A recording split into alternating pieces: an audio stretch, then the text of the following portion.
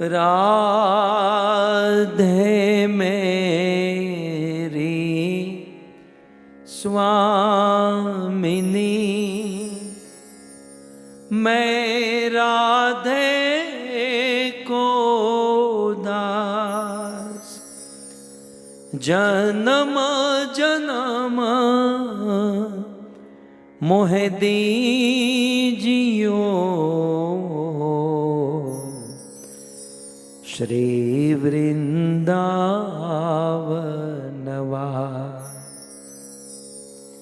राधा तू बड़भागिनी, कौन तपस्या की तीनों लोक के नाथ है, सो तेरों आधीन, सो तेरों आधीन। जय राधा माधव कुंज बिहारी,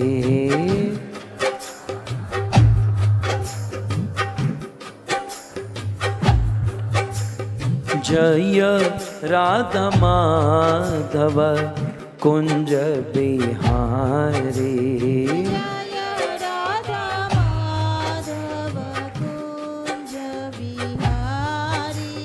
जय राधा माधव कुंज विहारी, राधा माधव कुंज बिहारी।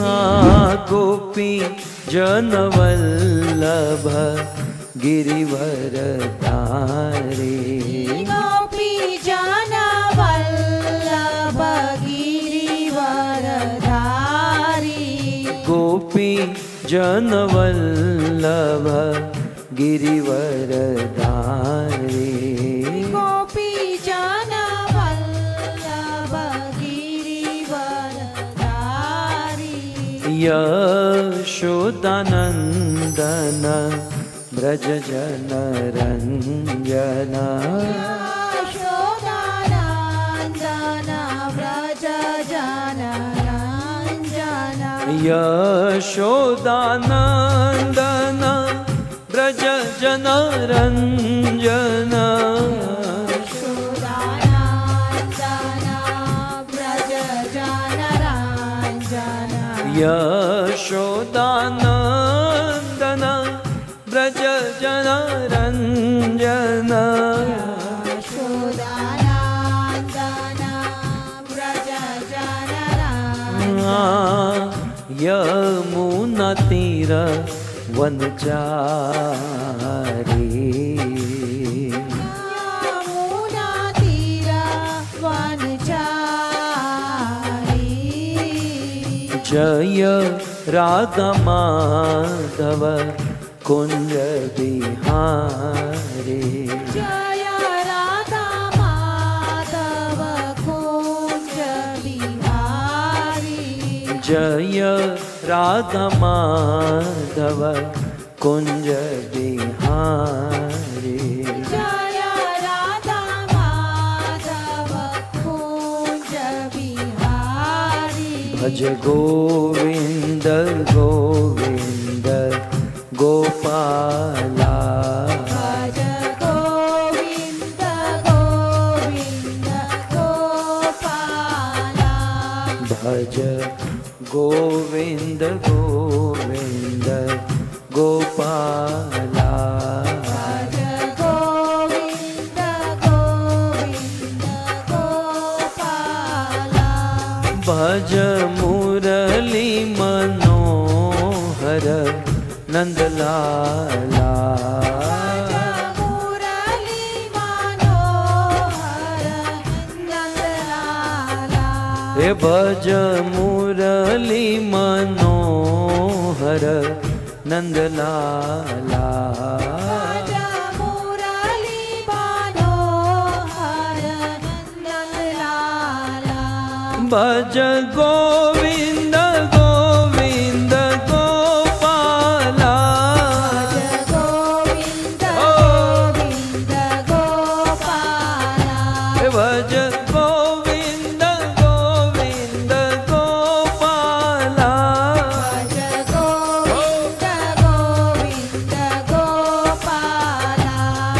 मुरली मनोहर नंदलाला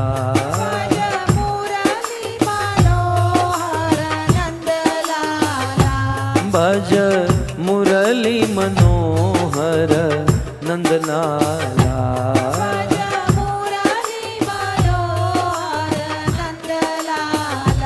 भज गोविंद गोविंद गोपाला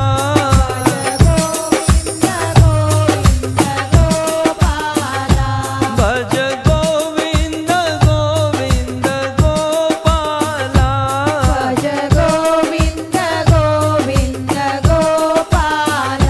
जय जय नंद यशोदा दुलार गिरिवरधारी गोपाल जय जय नंद यशोदा गोपाल गाइए गाइए गिरिवरधारी गोपाल गोपाल गोपाल गोपाल गोपाल गोपाल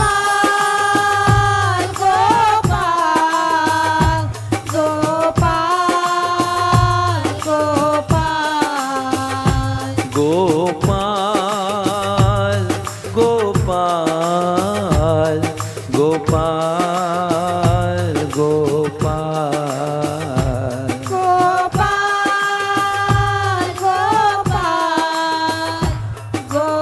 गोपाल गोपाल जय जय नंद यशोदा दुलार गिरिवरधारी गोपाल जय जय नंद यशोदा दुलार गिरिवरलाल गोपाल जय जय नंद यशोदा दुलार गिरिवरधारी गोपाल जय जय नंद यशोदा दुलार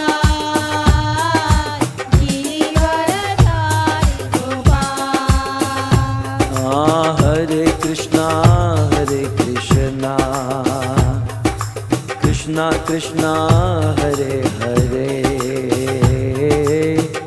हरे राम राम राम हरे हरे हरे कृष्णा कृष्णा कृष्णा हरे हरे हरे राम राम राम हरे हरे हरे कृष्णा कृष्ण कृष्ण हरे हरे हरे राम राम राम हरे हरे हरे कृष्णा कृष्णा कृष्णा हरे हरे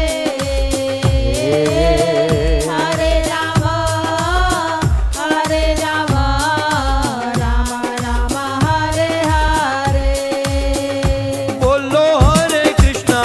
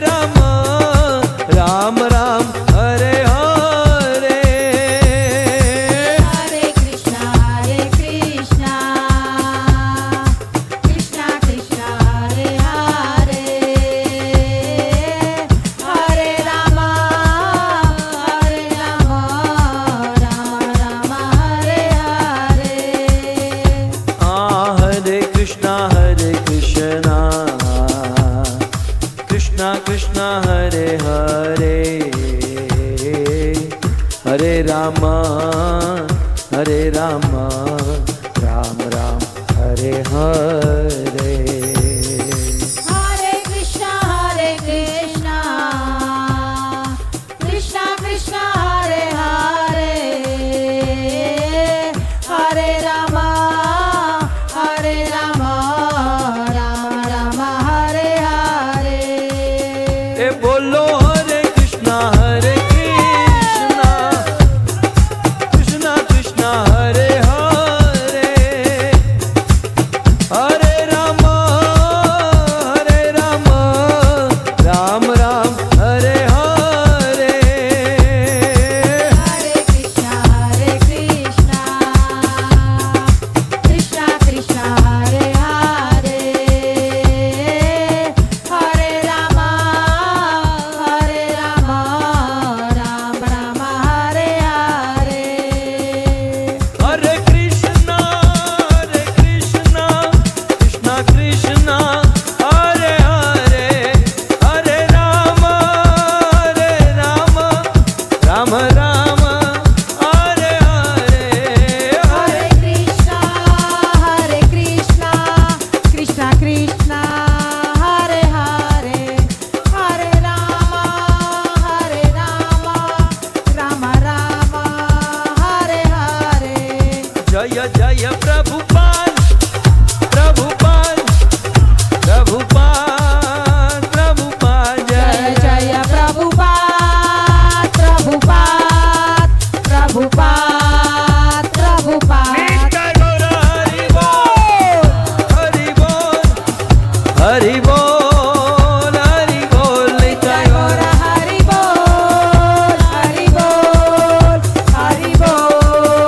हरि बोल युग धर्म हरि नाम संकीर्तन के, श्रील प्रभुपाद के, निताई गौर प्रेमानंद।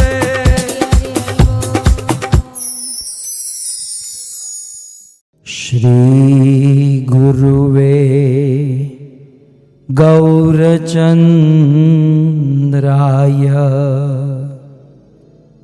श्री राधिकाय तदालये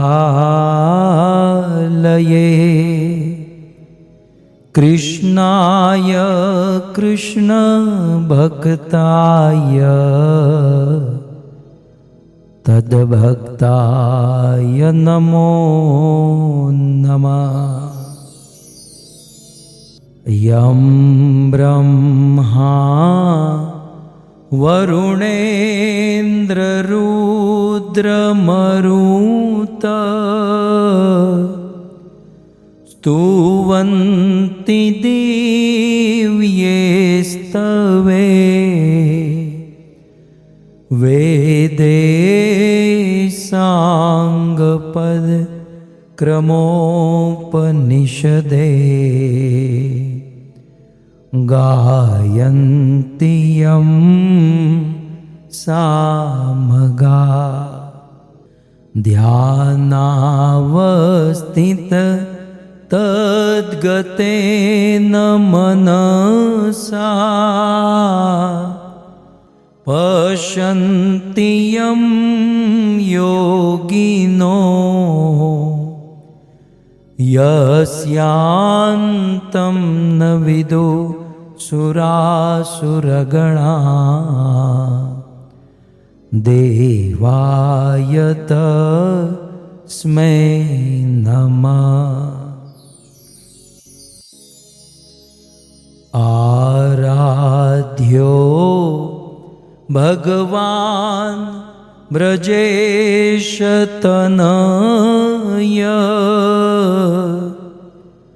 तद्धाम वृन्दावन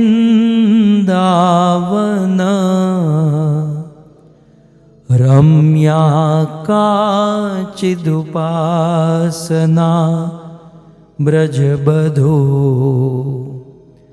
वर्गेण या कल्पिता श्रीमद्भागवतं प्रमाणममलम्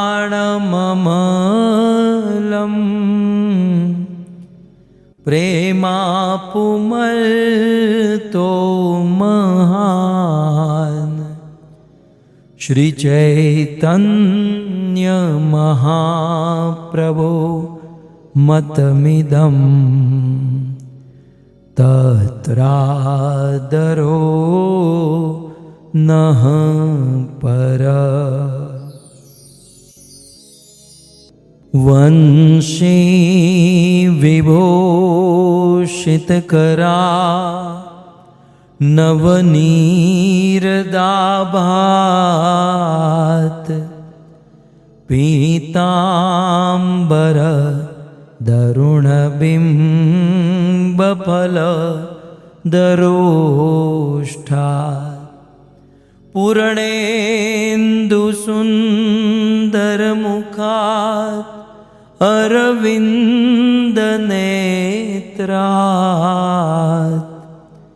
कृष्णात् परं किमपि तत्व अहं न जाने। करारविन्दे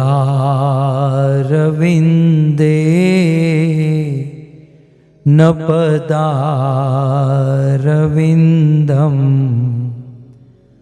मुखारविन्दे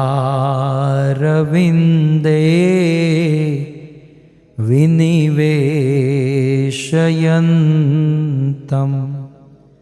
वटस्य पत्रस्य पुटे शयानं बालं मुकुन्दं मनसा स्मरामि। भक्त्या विहीना अपराधलक्ष्ये शीताप्श्च कामादितरङ्गमध्ये कृपामयि त्वां शरणं प्रपन्ना वृन्दे नुमस्ते चरणारविन्दम्।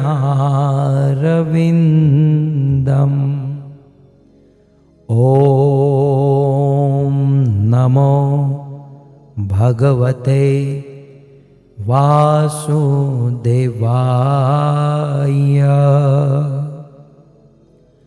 ॐ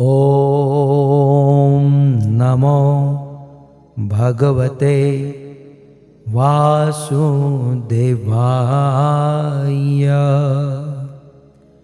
ॐ नमो भगवते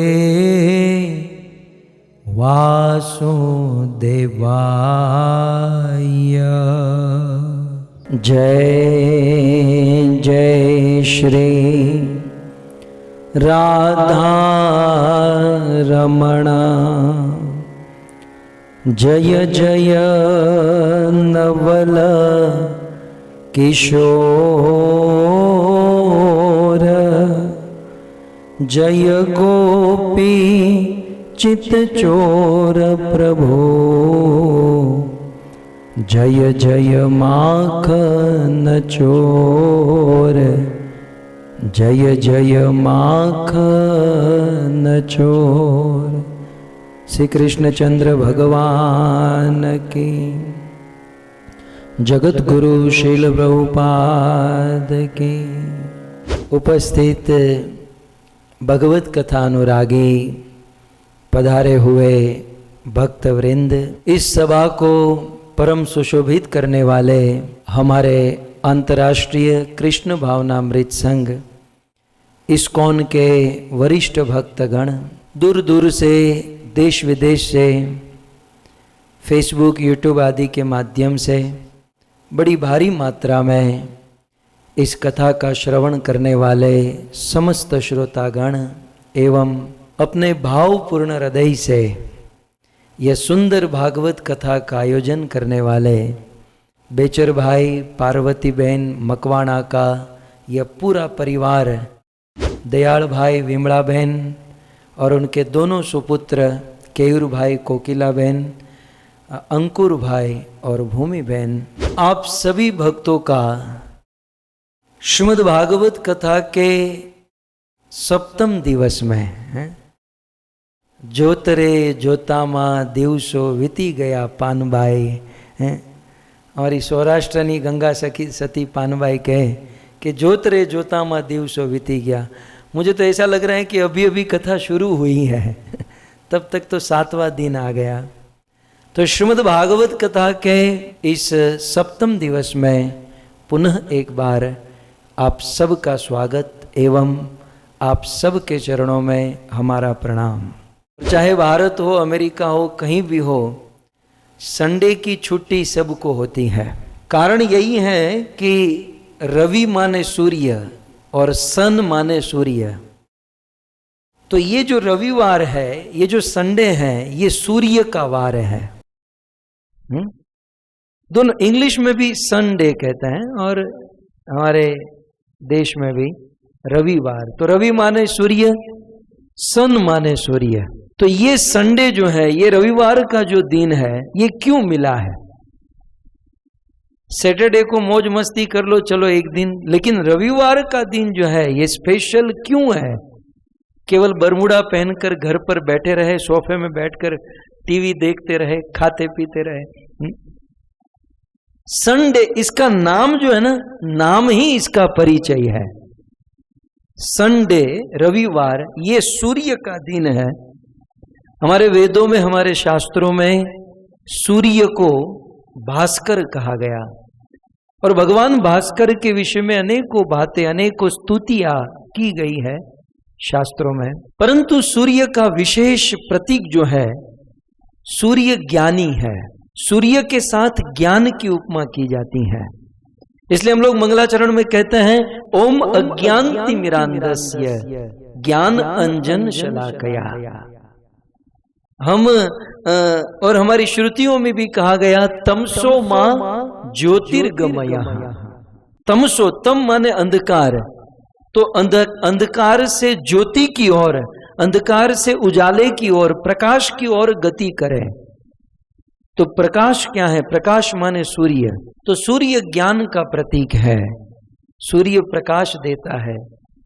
तो ये संडे जो है स्पेशली हमें ज्ञान प्राप्त करने के लिए मिला है।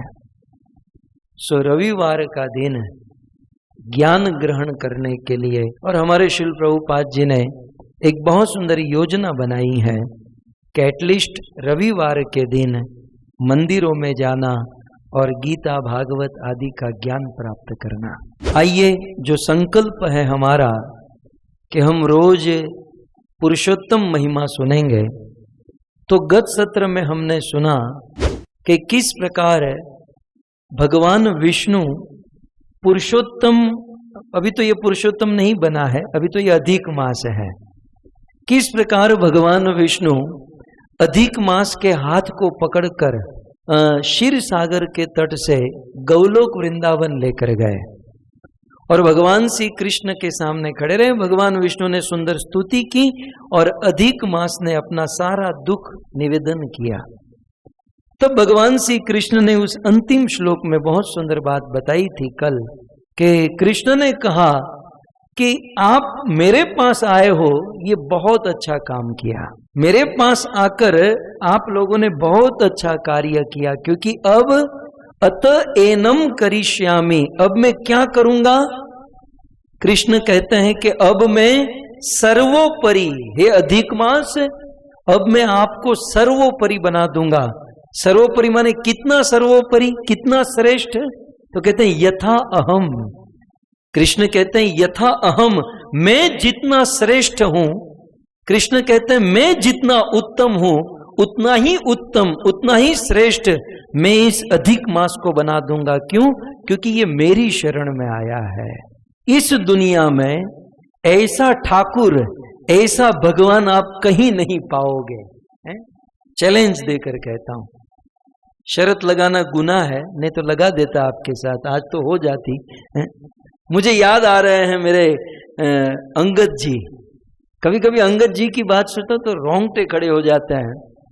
अंगद जी जब लंका में गए और लंका में रावण की सभा में वे जब प्रवेश किए और फिर अंगद जी ने रावण को उपदेश दिया कि भाई खून खराबा नहीं करना है, आप सीता जी को दे दो तो हम लोग वापस लौट जाएंगे।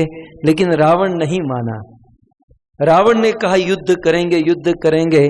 बाली पुत्र अंगद ने कहा कि युद्ध क्या करेगा, ये मैं मेरा पांव यहां पर चांप देता हूं, रावण तेरी सेना में से कोई भी व्यक्ति मेरे इस पांव को एक रत्ती भर भी हिलाकर दिखावे, मैं गारंटी देता हूं हम सब लोग सीता को छोड़कर चले जाएंगे।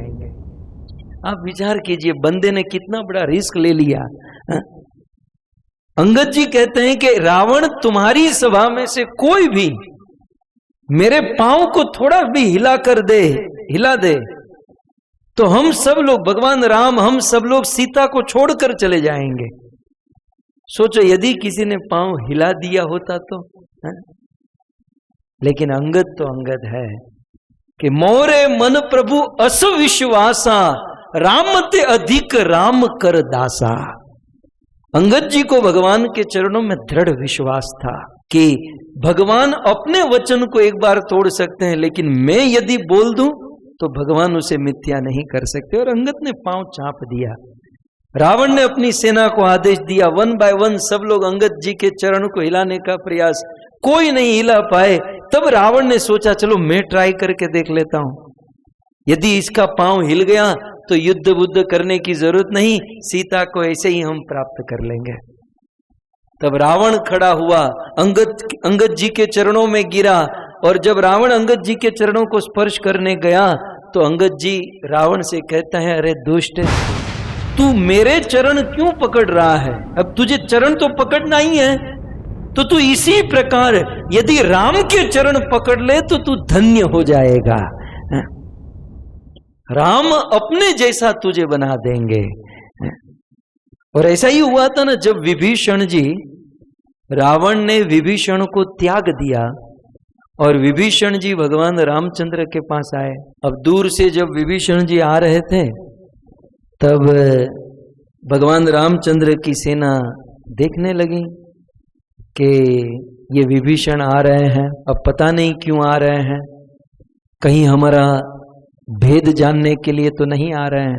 जामवंत सुग्रीव आदि ने कहा, प्रभु रावण का भाई आ रहा है, आप कहो तो रास्ते में ही खत्म कर दे, उड़ा दे। भगवान ने कहा नहीं नहीं, आने तो दो, एटलीस्ट हमें पता तो चले क्यों आ रहा है। विभीषण जी आए और आकर क्या किया, भगवान रामचंद्र की शरण में गिर गए। जैसे अधिक मास ने क्या किया, कृष्ण की शरण ग्रहण की। विभीषण जी ने भगवान रामचंद्र की शरण ग्रहण की, शरणागत हुए, प्रणाम किया, और प्रणाम करने मात्र से भगवान रामचंद्र ने अपने जैसा बना दिया।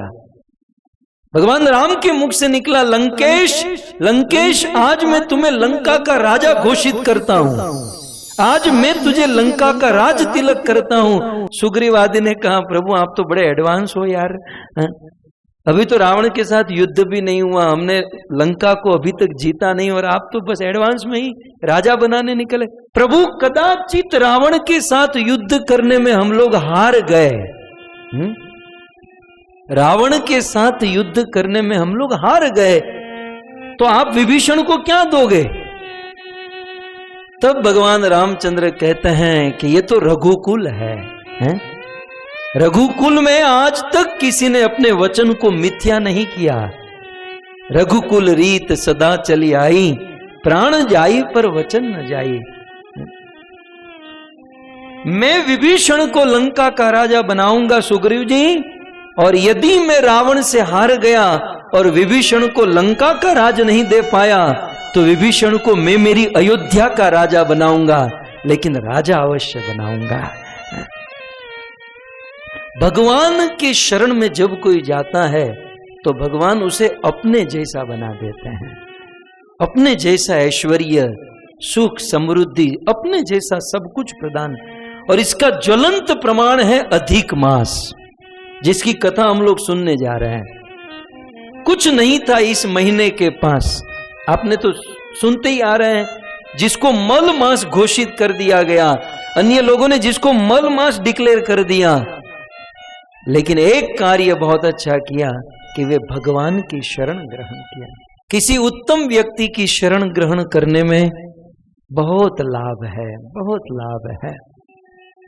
और उसमें भी भगवान कृष्ण की शरण ग्रहण करना। भगवद गीता में तो कृष्ण बुला रहे हैं कि सर्व धर्मान परित्यज्य, ये छोटे मोटे सभी धर्मों को त्याग कर अर्जुन माम एकम, मेरी शरण ग्रहण करो, मेरे पास आओ।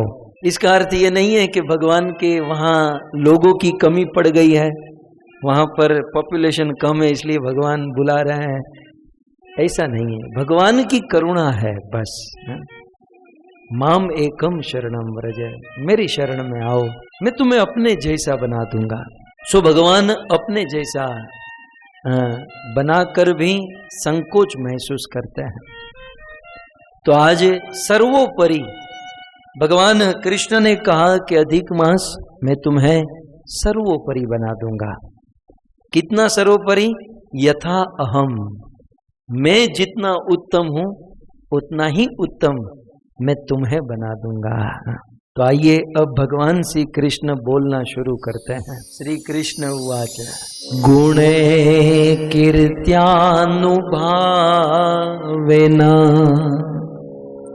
षड्भगेश्च पराक्रमे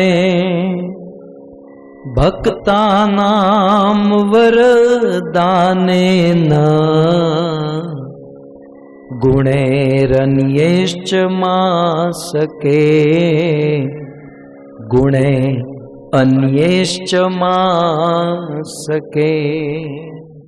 हे अधिक मास, हे भगवान विष्णु, ध्यान से सुनो। अंतिम शब्द को पहले ले लीजिए, चौथी लाइन का लास्ट। मासके, मासके माने मैं जितना समर्थ हूं उतना ही मैं इस अधिक मास को समर्थ बना दूंगा। सो भगवान श्री कृष्ण क्या कहते हैं कि मेरे में जो वस्तुएं हैं ये सारी वस्तु में अधिक मास को प्रदान करने जा रहा हूं। तो अब मैं अधिक मास को ऐलान करते हुए भगवान कहते हैं कि सबसे पहले गिना रहे हैं गुणे। कृष्ण कहते हैं कि मेरे में जितने गुण हैं ये सारे गुण मैंने अधिक मास को दिए, जाओ प्रदान किए। अब बोलते ही सब ट्रांसफर। अब कितना टाइम लगता है? किसी पेन ड्राइव को कंप्यूटर में डालो, कॉपी पेस्ट करने में कितना टाइम?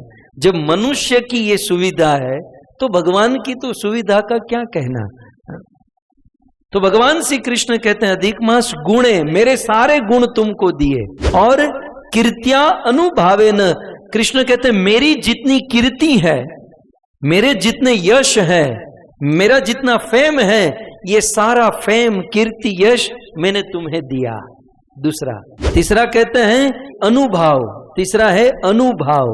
कृष्ण कहते हैं कि मेरा अनुभाव अर्थात मेरे जो उच्च विचार है, मेरी जो सोच है वो भी मैं तुम्हें प्रदान करता हूं। गुणे, कीर्ति, अनुभाव।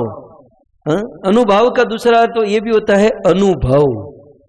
अनुभाव का और एक अर्थ होता है अनुभव। इस दुनिया में सबसे बड़ी वस्तु होती है अनुभव।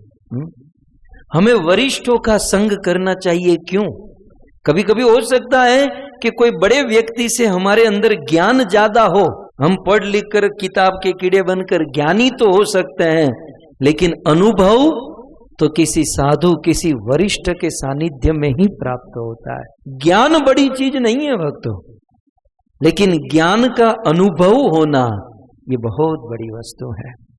आपने भी अनुभव किया होगा, आपने भी देखा होगा, कोई व्यक्ति पढ़ लिख कर बोलता है, वो रस, वो भाव कुछ अलग होता है, लेकिन जब वो व्यक्ति अनुभव करके बोलता है तब वो वस्तु अलग होती है। नहीं, कई बार हम लोग देखते हैं कि कई बार मैं देखता हूं कि हम जो बोलते हैं, जैसे बोलते हैं, कई ऐसे लोग हैं कि बस सीधा कॉपी पेस्ट है। इवन मैं मेरा अनुभव की बात करता हूं तो वो अनुभव वो अपने नाम पर चढ़ा देते हैं। खैर ये भी अच्छा ही है, लेकिन स्वयं अनुभव करके आप जिस वस्तु को बोलते हो, वे रस, वे भाव, और वह सुनने वाले की चित्त और मनोवृत्ति के ऊपर एक विशेष प्रभाव छोड़ जाता है। सो अनुभव, हमें गुरु की शरण में क्यों जाना चाहिए? कई बार लोग सोचते हैं कि ये गुरु जी से अधिक ज्ञान तो हमारे अंदर है। हो सकता है कि हमारे अंदर ज्ञान अधिक है, परंतु अनुभव गुरु जी के पास, अनुभव वरिष्ठों के पास, वडीलों के पास होते हैं। इसलिए अनुभावेन कृष्ण कहते हैं अधिक मास मैं मेरे सारे गुण तुमको दे रहा हूं, मैं मेरी कीर्ति दे रहा हूं और मैं मेरा अनुभव दे। भक्तों ये सारी वस्तु मिल जाएगी पैसे खर्च करने से, लेकिन अनुभव नहीं मिलेगा। मैं अनुभव, मेरे माइंड में बैठ गया ये शब्द, अनुभव जो है वो तो एकमात्र कृपा से प्राप्त होता है। और ये अनुभव बड़े बड़े लोग 25-25, 50-50 वर्ष तक अपने जीवन में सुख दुख आदि सहन करके जो अनुभव प्राप्त करते हैं, हम ऐसे वरिष्ठों की संगति करें, उनके सानिध्य में रहे, तो वो 50 वर्ष तक हमें संघर्ष करने की जरूरत नहीं, वो 50 वर्ष का अनुभव हमें 5 मिनट में प्राप्त हो जाता है। कितनी बड़ी बात है। और यदि हम किसी साधु की शरणागति, गुरु की, वरिष्ठों की शरणागति न करें, तो फिर हमें उनकी तरफ 50 वर्ष तक जलना पड़ता है, संसार में भटकना पड़ता है। तो इसीलिए तो युधिष्ठिर महाराज ने कहा ना, धर्मराज युधिष्ठिर ने यक्ष से क्या कहा? कह पंथा, सबसे बड़ा पथ, सबसे बड़ा मार्ग क्या है?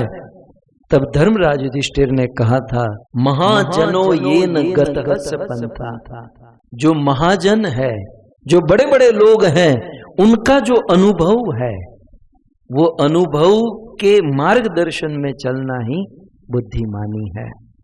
सो कृष्ण ने कहा, मेरे सारे गुण तुम्हें दे रहा हूं, कीर्तियां, मेरी सारी कीर्ति आपको प्रदान कर रहा हूं, अनुभावेन मेरा सारा अनुभव आपको प्रदान कर रहा हूं। और फिर आगे कहते हैं षड्भगेश्च। षड्भग माने भगवान श्री कृष्ण में षड्भग है, और कृष्ण में 6 भग है, इसलिए उनको भगवान कहते हैं। अब मैं आपको कहूं, जिसके पास धन हो उसे क्या कहते हैं? धनवान। जिसके पास ज्ञान हो उसे क्या कहते हैं? ज्ञानवान। और जिसके पास भग हो उसे कहते हैं भगवान। तो यहां पर षड्भग, 6 प्रकार के भग है, और वो है ऐश्वर्यस्य, समग्रस्य, वीर्यस्य, यशस्य, श्रिय, ज्ञान, वैराग्यश्चैव शषणाम भग इति गना। पराशर ऋषि, वेदव्यास मुनि के पिता पराशर ऋषि ने यह व्याख्या बताई है। धन, ज्ञान, वैराग्य, सुंदरता, बल और यश, ये 6 भग है, ये षड ऐश्वर्य है। कृष्ण अधिक मास से कहते हैं कि ये 6 भग, ये 6 ऐश्वर्य आज से मैं तुम्हें प्रदान कर रहा हूं। अब कृष्ण ये सब अधिक मास को दे रहे हैं, इसका अर्थ ये नहीं कि कृष्ण खाली हो गए। हमारा तो ऐसा है, हमारे पास 2-5 रुपये हम दूसरों को दे दे तो हम खाली हो। कृष्ण का ऐसा नहीं है, ये बात भी समझ लीजिए। कृष्ण पूर्ण है, पूर्णमद पूर्णमिद पूर्णात् पूर्णमुदच्यते पूर्णस्य पूर्णमादाय पूर्णमेव अवशिष्यते। उस पूर्ण में से आप पूर्ण निकाल दो, फिर भी जो शेष बचेगा वो भी पूर्ण ही माना जाएगा। तो कृष्ण गुण, कीर्ति, अनुभव और षड्भग, षड ऐश्वर्य, और आगे कहते हैं पराक्रम है। हे अधिक मास, मैं आपको मेरा सारा पराक्रम प्रदान करता हूं। सो भगवान श्री कृष्ण ने अधिक मास को अपना पराक्रम प्रदान कर दिया। फिर आगे देखो, तीसरी लाइन में बड़ी सुंदर बात है। क्या कहते हैं? भक्ता नाम वरदाने न। कृष्ण कहते हैं कि मैं मेरे भक्त को जो वरदान देता हूं, कृष्ण कहते हैं मेरे पास मेरे भक्तों को वरदान देने की जो शक्ति और सामर्थ्य है, अधिक मास आज से वो शक्ति और सामर्थ्य मैं आपको दे रहा हूं। सो कृष्ण के पास उनके भक्तों को वरदान देने की शक्ति और जो सामर्थ्य है, वो भगवान श्री कृष्ण ने अधिक मास को प्रदान कर दिया। भगवान श्री कृष्ण ने अधिक मास को दे दिया। सो भक्ता नाम वरदाने न, अपने भक्तों को वरदान देने का सारा सामर्थ्य, सारी शक्ति प्रदान कर दी अधिक मास को। और गुणे अन्येश्च मासके, और इतना ही नहीं, कृष्ण कहते हैं कि अन्य भी मेरे अंदर जो गुण है इत्यादि वगैरह वगैरह, वो सब कुछ मैं आपको प्रदान करता हूं। और आगे कहते हैं अहमेते यथा लोके प्रथित पुरुषोत्तमा तथायमपि लोकेषु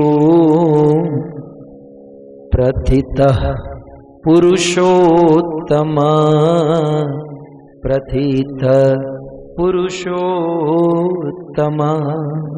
और आगे कहते हैं अहम एते यथा लोके, ये अधिक मास, अहम में एते मैं जैसे इस लोक में प्रथित माने प्रसिद्ध हूं। अहम येते यथा लोके, कृष्ण कहते हैं अधिक मास, जिस प्रकार मैं इस लोक में इस संसार में प्रथित माने प्रसिद्ध हूं, फेमस हूं। किस प्रकार से फेमस हूं? कहते हैं पुरुषोत्तम। अहम येते यथा लोके प्रथित पुरुषोत्तम, ये अधिक मास में इस संसार में पुरुषोत्तम के नाम से प्रसिद्ध हूं। लेकिन आज से तथा अयम अपि लोकेषु प्रथित पुरुषोत्तम, लेकिन आज से ये जो मेरा नाम है पुरुषोत्तम, ये मैं मेरा नाम भी तुम्हें प्रदान करता हूं।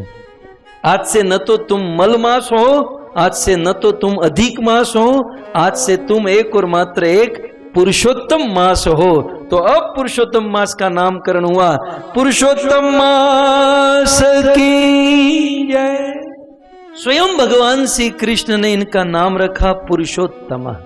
सुंदर श्लोक है, अहम येते यथा लोके प्रथित पुरुषोत्तम, मैं इस लोक में जिस प्रकार से प्रसिद्ध हूं पुरुषोत्तम नाम से, तथा अयम अपि लोकेषु, तथा उसी प्रकार से आप इस लोक में प्रथित पुरुषोत्तम, पुरुषोत्तम के नाम से प्रसिद्ध होंगे और जाने जाओगे। और इतना ही नहीं, केवल नाम ही नहीं, अस्मै समर्पिता सर्वे, ये गुणा मयि संस्थिता। कृष्ण कहते हैं कि अस्मै, इस पुरुषोत्तम मास को समर्पिता, मैं समर्पित कर रहा हूं। क्या? सर्वे ये गुणा, अस्मै समर्पिता, मैं इस पुरुषोत्तम मास को समर्पित कर रहा हूं। सर्वे ये गुणा, मेरे अंदर जितने गुण है, गुणा मयि संस्थिता, मयि माने मुझ में, संस्थिता माने स्थित है सम्यक रूप से। मुझ कृष्ण में सम्यक रूप से जो जो गुण स्थित हैं, अस्मै समर्पिता सर्वे, ये सारे गुण मैं इस पुरुषोत्तम मास को प्रदान करता हूं। और पुरुषोत्तम इति यत नाम प्रथितम लोक वेदयो, और अब आज से लोक में और वेदों में पुरुषोत्तम इति नाम, इनका नाम पुरुषोत्तम नाम से जाना जाएगा, पुरुषोत्तम नाम से विख्यात होगा। तद अपि यस्मै मया दत्तम तव तुष्टे जनार्दन। अब भगवान कृष्ण विष्णु की ओर देखकर कहते हैं कि हे जनार्दन, हे विष्णु, अब आप खुश हुए?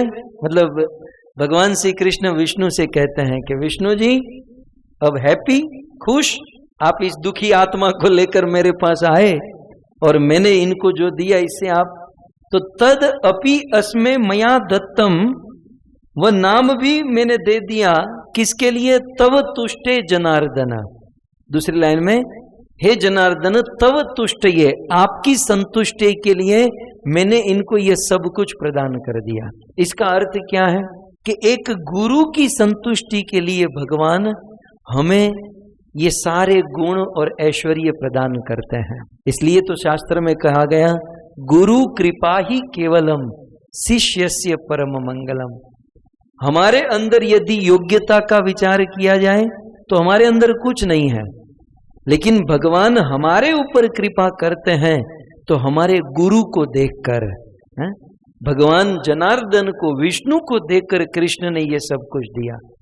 तो कई बार हमारे अंदर बहुत प्रकार की कमी है, दोष है, अनेकों प्रकार का दारिद्र्य है, लेकिन यदि गुरु उत्तम है, हमने जिसकी शरण ग्रहण की है वे यदि उत्तम है, तो उनका मुंह देखकर उनकी संतुष्टि के लिए भगवान हमारे ऊपर कृपा करेंगे। यही बात यहाँ पर है, तद अपि तस्मै मया दत्तम, मैंने इनको ये सब कुछ दिया, क्यों?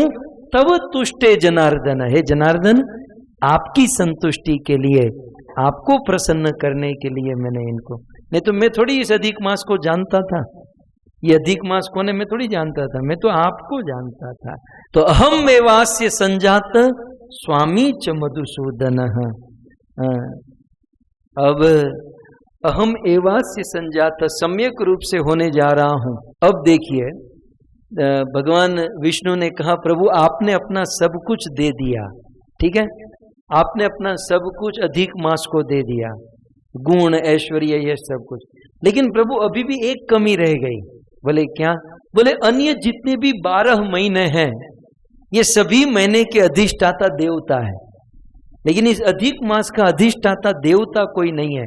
गुण तो आपने दे दिए, नाम भी दे दिया, नामकरण गुण सब कुछ, लेकिन इसका अधिष्ठाता देव कौन है? इसको अधिष्ठाता देव भी देना चाहिए। तब कहते हैं तब तुष्टे जनार्दन, जनार्दन आपकी संतुष्टि के लिए चलो ये भी देने जा रहा हूं। तो ये तो दोनों सोच में पड़ गए, किस देवता को अपॉइंट करेंगे भाई, हमारे ऊपर किस देवता को यहां पर लगाएंगे? तब कहते हैं और कोई देवता नहीं। कृष्ण क्या कहते? तीसरी लाइन, अहम एव, अहम, कृष्ण कहते अहम, मैं, एव माने निश्चित ही, मैं इस पुरुषोत्तम महीने के लिए, इस पुरुषोत्तम मास के अधिष्ठाता देवता स्थापित करने के लिए और किसी को अपॉइंट नहीं करूंगा। बाकी सब महीने में तो अन्य अन्यों को अपॉइंट करके रखा है कि भाई चैत्र इसका है, मार्गशीर्ष इसका है, फाल्गुन इसका है, लेकिन पुरुषोत्तम मास के लिए कहते हैं तब तुष्टे जनार्दन, जनार्दन आपकी संतुष्टि के लिए अहम, मैं कृष्ण एव, मैं कृष्ण ही संजात, सम्यक रूपेण जात, जात माने होने जा रहा हूं, मतलब बनने जा रहा हूं, सम्यक माने कंप्लीटली। तो अहम एवास्य, निश्चित रूप से मैं ही सम्यक रूप से कंप्लीटली बनने जा रहा हूं। क्या? स्वामी, किसका? इस पुरुषोत्तम मास का। तो इस पुरुषोत्तम मास का स्वामी, इस पुरुषोत्तम मास का अधिष्ठाता देव और कोई नहीं, स्वयं मैं कृष्ण ही रहूंगा। इस श्लोक में भगवान श्री कृष्ण ने ऐलान कर दिया। सो इस प्रकार पुरुषोत्तम मास के अधिष्ठाता देवता स्वयं भगवान पुरुषोत्तम स्वयं कृष्ण है, और कृष्ण ने अपने सारे गुण दे दिए, और सबसे बड़ी बात कृष्ण के अंदर भक्तों को वरदान देने की जो शक्ति थी वो सारी शक्ति पुरुषोत्तम मास को प्रदान कर दी। ऐसे पावन, और भी बहुत कुछ दिया, लेकिन आज पूतना को मारना है क्योंकि ये बेचारी मेरे कृष्ण को बड़ी परेशान कर रही है, तो पूतना को मारना है। सो इतना ही समझिए संक्षिप्त में कि भाई भगवान ने अपना नाम दे दिया, अपना सारा गुण सब कुछ दे दिया। इतना कुछ देने के बाद भी कृष्ण को संतुष्टि नहीं है। कृष्ण बोलते ही जाएंगे, बोलते ही जाएंगे। हम आने वाले दिनों में सुनेंगे बहुत कुछ पुरुषोत्तम मास को दे रहे हैं, लेकिन हम साधक भक्त इस बात का ध्यान रखें कि पुरुषोत्तम मास तो धनी है, कृष्ण की शरण ग्रहण करके पुरुषोत्तम तो पा गया, लेकिन ऐसा पुरुषोत्तम मास चल रहा है। तो इस पुरुषोत्तम मास में यदि हम भगवान की शरण ग्रहण करें, हम यदि भजन करें, तो हमारा जीवन भी धन्य हो सकता है। तो इस पावन पुरुषोत्तम मास में ज्यादा से ज्यादा भगवत कथा और भगवान का नाम लेने का विधान है। आज श्रील प्रभुपाद जी की असीम कृपा से हम सब एक साथ मिलकर भगवत कथा का इस प्रकार से श्रवण कर पा रहे हैं, और मकवाणा परिवार का यह सुंदर सहयोग है जिससे हमारा उत्साह बढ़ रहा है यह भागवत कथा करने हेतु। तो आइए पूतना कथा को हम सब श्रवण करें। पूतना उद्धार लीला जो है ना, ये भगवान श्री कृष्ण की बाल्य लीला के अंतर्गत आती है। भगवान श्री कृष्ण की बाल्य लीला, पौगण लीला, कुमार लीला, ये सारे प्रकार की लीलाएं हैं। आने वाले दिनों में हम सब इसका श्रवण करेंगे। श्री चैतन्य चरितामृत में एक बहुत सुंदर सिद्धांत बताया गया है, ये बताकर हम आगे बढ़ेंगे। मैं ये आपको बताना चाहता हूं, मैं आपको ये जताना चाहता हूं कि हम लोग कितने सौभाग्यशाली हैं। भाग्य का तो कहना ही नहीं, हम इतने भाग्यशाली हैं। ये रात दिन हम लोग रोते रहते हैं, ये खामखा रोते हैं, ये रोना रोना ही नहीं है। हम और आप जिसको विपत्ति समझते हैं ना, वो विपत्ति है ही नहीं। विपत्त नैव विपदम, श्रीमद् भागवत। हम और आप जिसको विपत्ति मानते वो विपत्ति नहीं। विपत्ति क्या है? एक पल के लिए भी कृष्ण का स्मरण न होना, एक पल के लिए भी कृष्ण की विस्मृति हो जाना, यही सबसे बड़ा लॉस है, यही सबसे बड़ी विपत्ति है। सो हम कितने धनी हैं मैं आपको बताऊं। मैं आपको कहूं कि नीचे नारकीय लोक है, ठीक है, नारकीय लोक में जहां पर धुलाई होती है, जहां बिना डिटर्जेंट पाउडर शैम्पू के धुलाई होती है, यमराज के दूत लंबे लंबे लकड़े लेकर खड़े होते हैं, डंडे लेकर खड़े हैं, और फिर देखते नहीं है कि ये हाथ है या पांव है, बस दे धनाधन ऐसा पीटते, बहुत मारते हैं, बहुत मारते हैं। इसलिए नीचे नारकीय लोकों में तो आप सब जानते हैं। फिर उसके ऊपर आता है अतल वितल तलातल पाताल, ये सब पार करके पृथ्वी लोक। पृथ्वी लोक से उत्तम माना गया स्वर्ग लोक, जन लोक, महर लोक, सिद्ध लोक, तप लोक, फिर ब्रह्म लोक जहाँ ब्रह्मा जी रहते हैं, उस बीच में शिव लोक कैलाश भी आ गया, और फिर विरजा पार करके, कारण समुद्र पार करके फिर आध्यात्मिक जगत, उसमें साकेत धाम, उसमें द्वारिकापुरी, वैकुंठ धाम, और ये करते करते टॉप मोस्ट धाम है गौलोक वृंदावन। ठीक है, उससे ऊपर कुछ नहीं है, सबसे टॉप मोस्ट है गौलोक वृंदावन। और हमारे भगवान कृष्ण सर्व अवतारी, सर्वोपरि, श्याम सुंदर, पीताम्बरधारी भगवान श्री कृष्ण कहाँ रहते हैं? गोलोक वृंदावन में। तब मन में प्रश्न हो सकता है कि वे भगवान कृष्ण अब वहां गोलोक वृंदावन में मौज मार रहे हैं, गटर में तो हम लोग हैं, टेंशन में, जो भी सारी मुसीबत में तो हम लोग फंसे हुए, वो तो वहां आनंद आनंद, वहां मौज मौज ही है।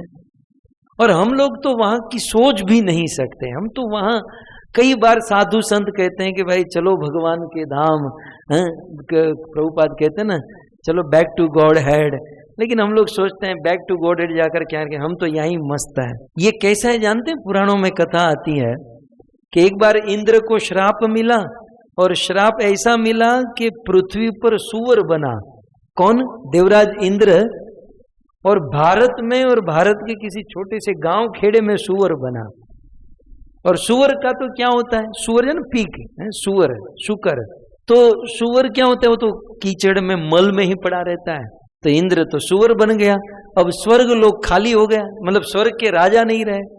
1 दिन, 2 दिन, 5 दिन, महीना, 2 महीना, साल बीता, लेकिन स्वर्ग में सब परेशानी होने लगी। तब ब्रह्मा जी ने कहा कि एक काम करो, अब इंद्र को श्राप के कारण सूअर बनना पड़ा, लेकिन वो श्राप कैंसिल कर देते हैं। नारद जी को भेजा, नारद एक काम करो, इंद्र को वापस लेकर आओ, क्योंकि इंद्र स्वर्ग में नहीं रहेंगे तो यहाँ सब व्यवस्था बिगड़ जाएगी। तब नारद जी आए सीधे भारत में, उस गांव खेड़े में इंद्र सूअर था, और उसकी पत्नी भी सूअरी भी थी, और छोटे छोटे बच्चे भी थे। नारद जी आए, इंद्र को, सूअर बने हुए इंद्र को प्रणाम किया।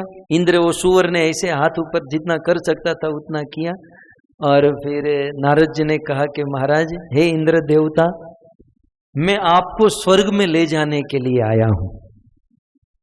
इंद्र ने कहा मुझे कोई स्वर्ग वर्ग में नहीं आना है। बोले ब्रह्मा जी ने बुलाया है, वहां स्वर्ग में सुख है, ब्रह्मा जी ने बुलाया, आप चलो मेरे साथ।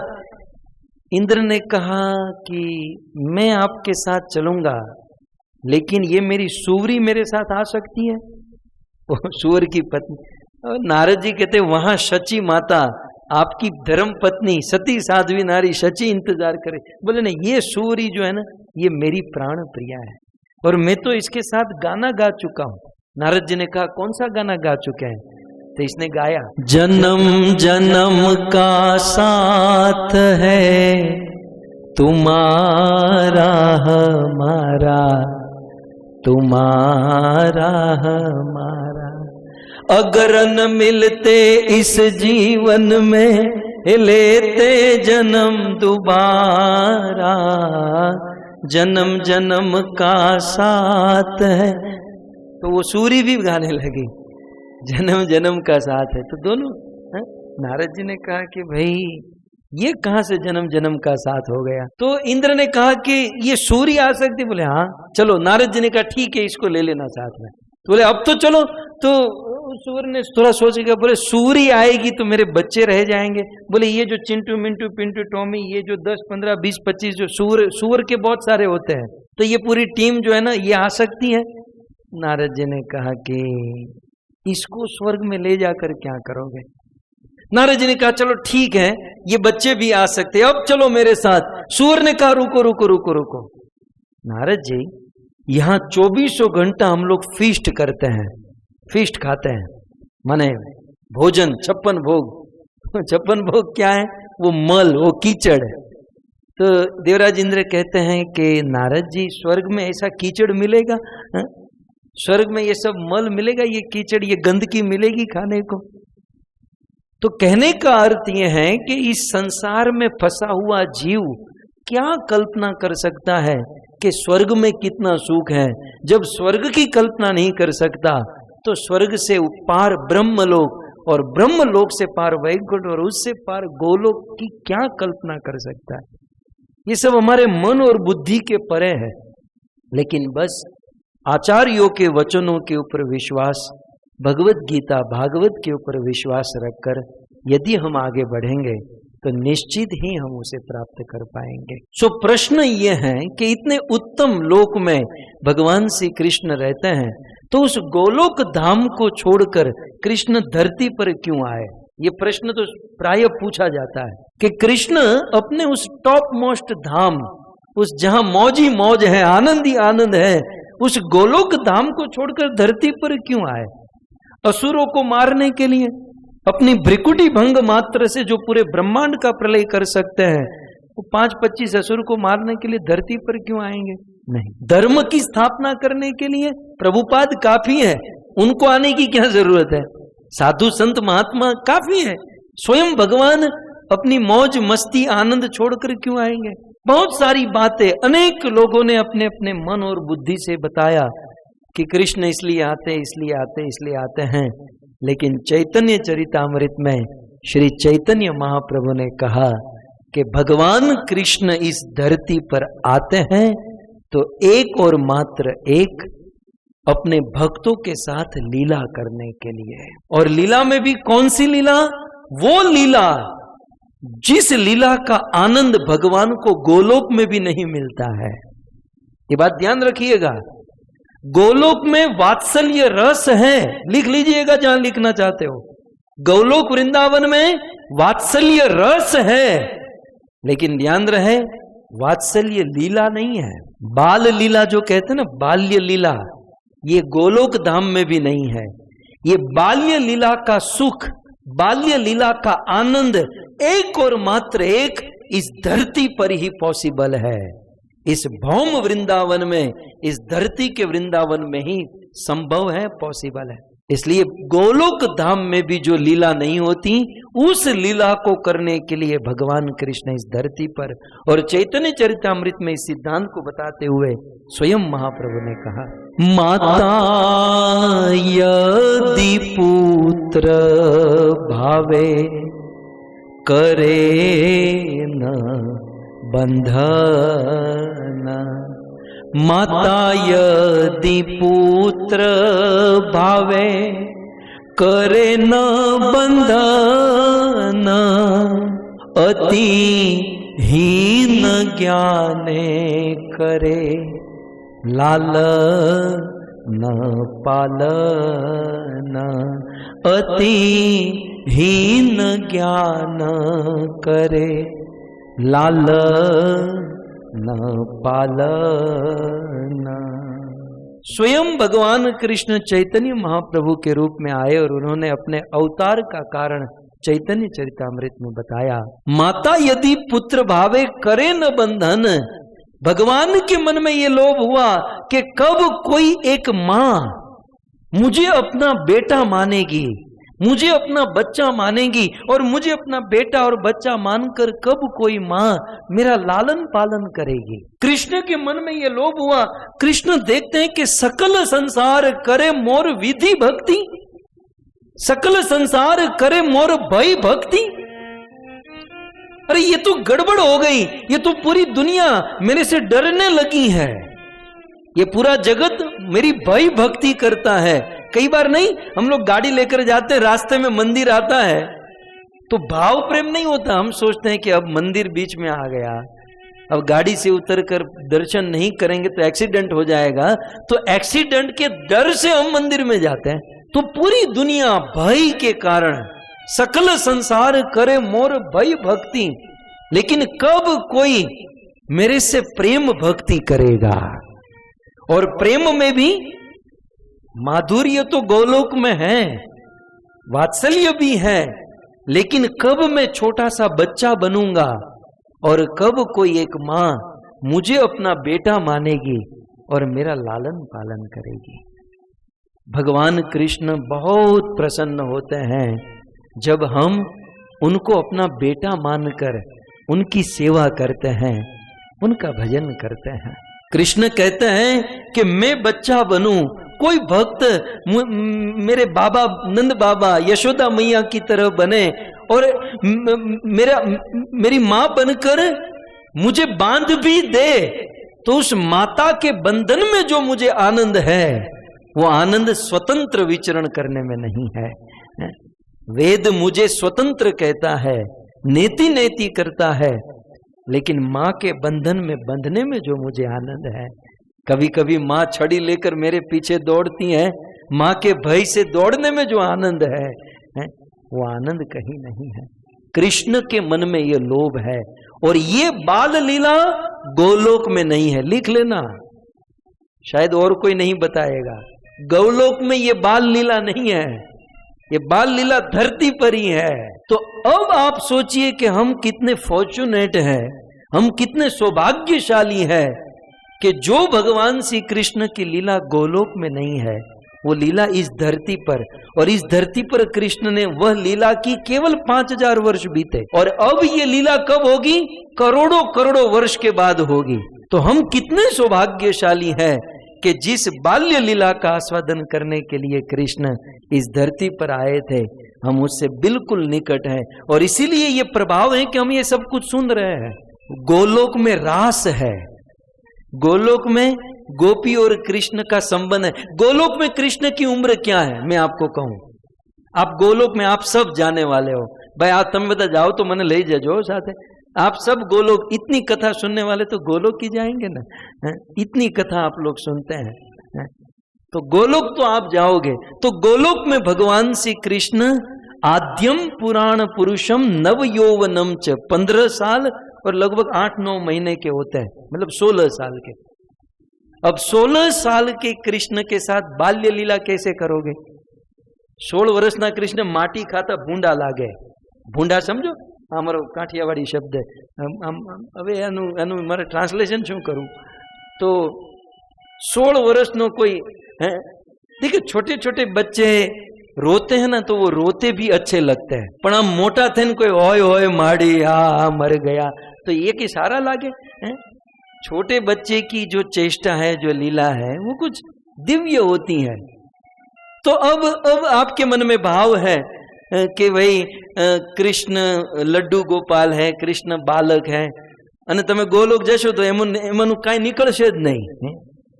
उल्लासनगर का माल होता है ना, पैकिंग कुछ और अंदर कुछ और, तो आप भजन कर दो और वहां जाकर देखोगे यार यहाँ तो कृष्ण छोटे है ही नहीं, वो तो बड़े ही है। तो जिन जिन भक्तों को कृष्ण की बाल्य लीला, बाल्य रस का आनंद लेना है, उनको धरती पर, फॉर एग्जाम्पल अब आप प्राय हमारा जो ये समाज है मेजोरिटी लड्डू गोपाल की सेवा करता है। अब लड्डू गोपाल की सेवा करते करते जो वात्सल्य भाव है और मन होता है कि हम भी कृष्ण को नहलाए खिलाए पिलाए माँ बनकर, तो फिर हम गोलोक में जाएंगे तो वहां 16 साल के होंगे, तो हम कैसे ये सब कर पाएंगे? तब हम वहां जाके कहेंगे प्रभु हम तो घाटे में पड़ गए यार, हमने सोचा था कि हम तो आपसे लालन पालन करेंगे, स्नान कराएंगे, जैसे बच्चे को हम सेवा करते हैं। तब भगवान एक अरेंजमेंट करते हैं। तब कृष्ण क्या कहते हैं कि भाई गोलोक में तो ये व्यवस्था नहीं है, लेकिन अब ब्रह्मा जी के एक दिन में एक बार जब मैं धरती पर जाऊंगा, तब मैं आप पूरी टीम को साथ में लेकर जाऊंगा। उस समय जितना लालन पालन करना है आप लोग कर लीजिएगा।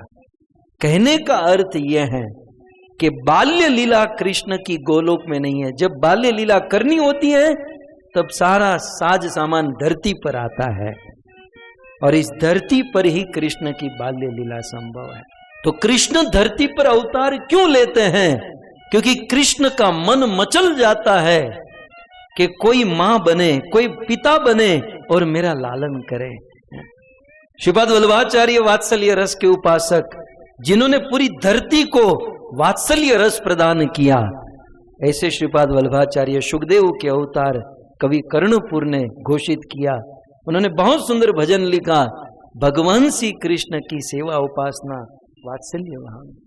यमुना जल मां केसर गोली, स्नान कराऊं श्यामला, हलके हाथे अंगो चोली, लाड लडाऊं श्यामला, वस्त्रो अंगे लूछिया पीळू पीतांबर श्यामला,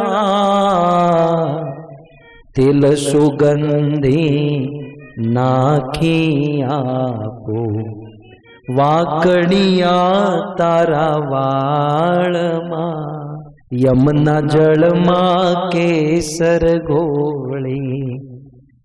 પોતાને દૂધ પીવું હોય તો કેસર નાખવાનું, અને ભગવાનને સ્નાન કરાવવું હોય તો કેસર नहीं નાખવાનું। लेकिन वात्सल्य रस देखिए, एक तो यमुना का जल और उसमें केसर डालकर मैं मेरे श्याम को स्नान कराऊं, अने हलके हाथे अंगो चोली, लाड लडाऊं श्याम। हल्के हाथों से, हल्के हाथों से जब भी लड्डू गोपाल को स्नान करे तो हल्के हाथों से अंगो।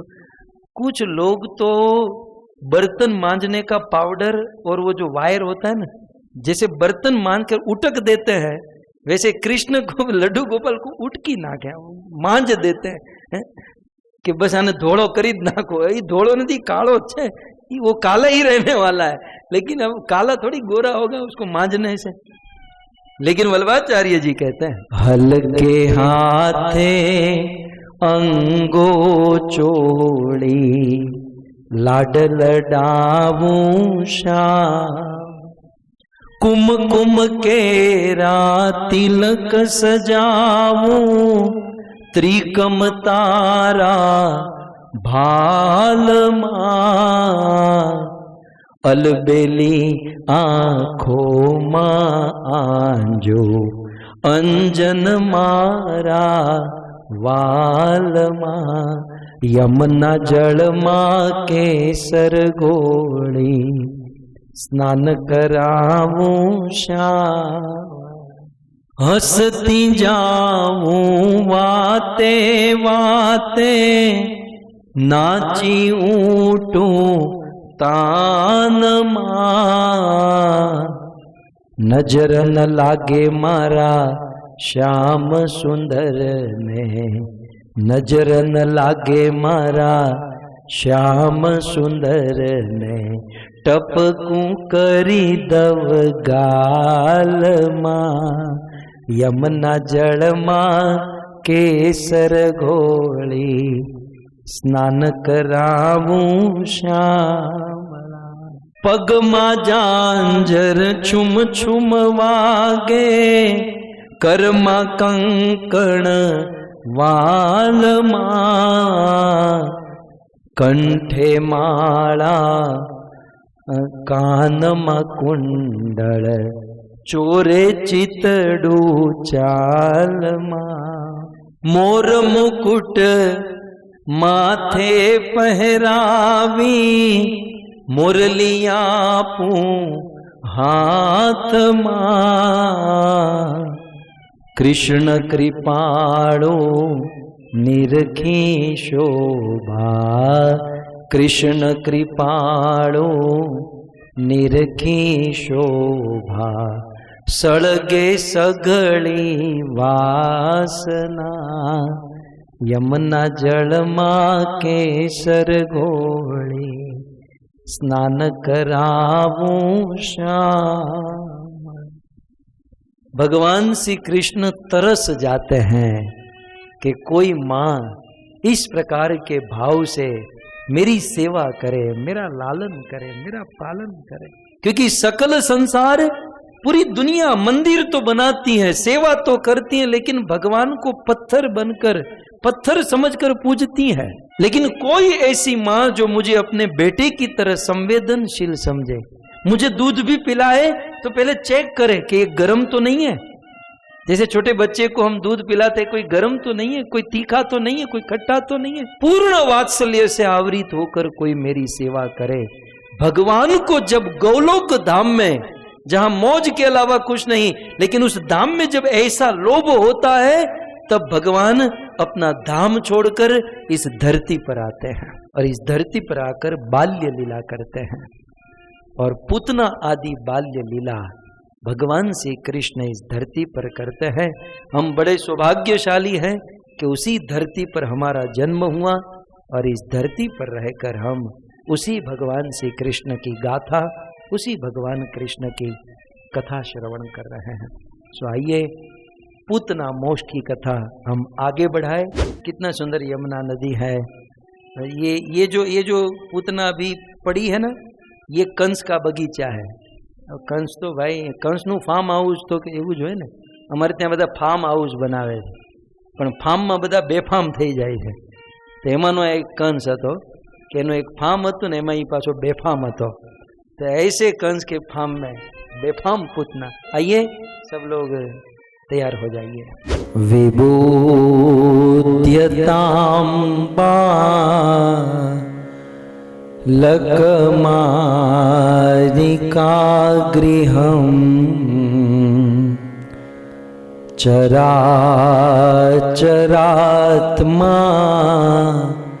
सनिमीलिते क्षण अनंत मारो पयदंक मंतकम यथोरगम स तमबुद्धिरजुधि।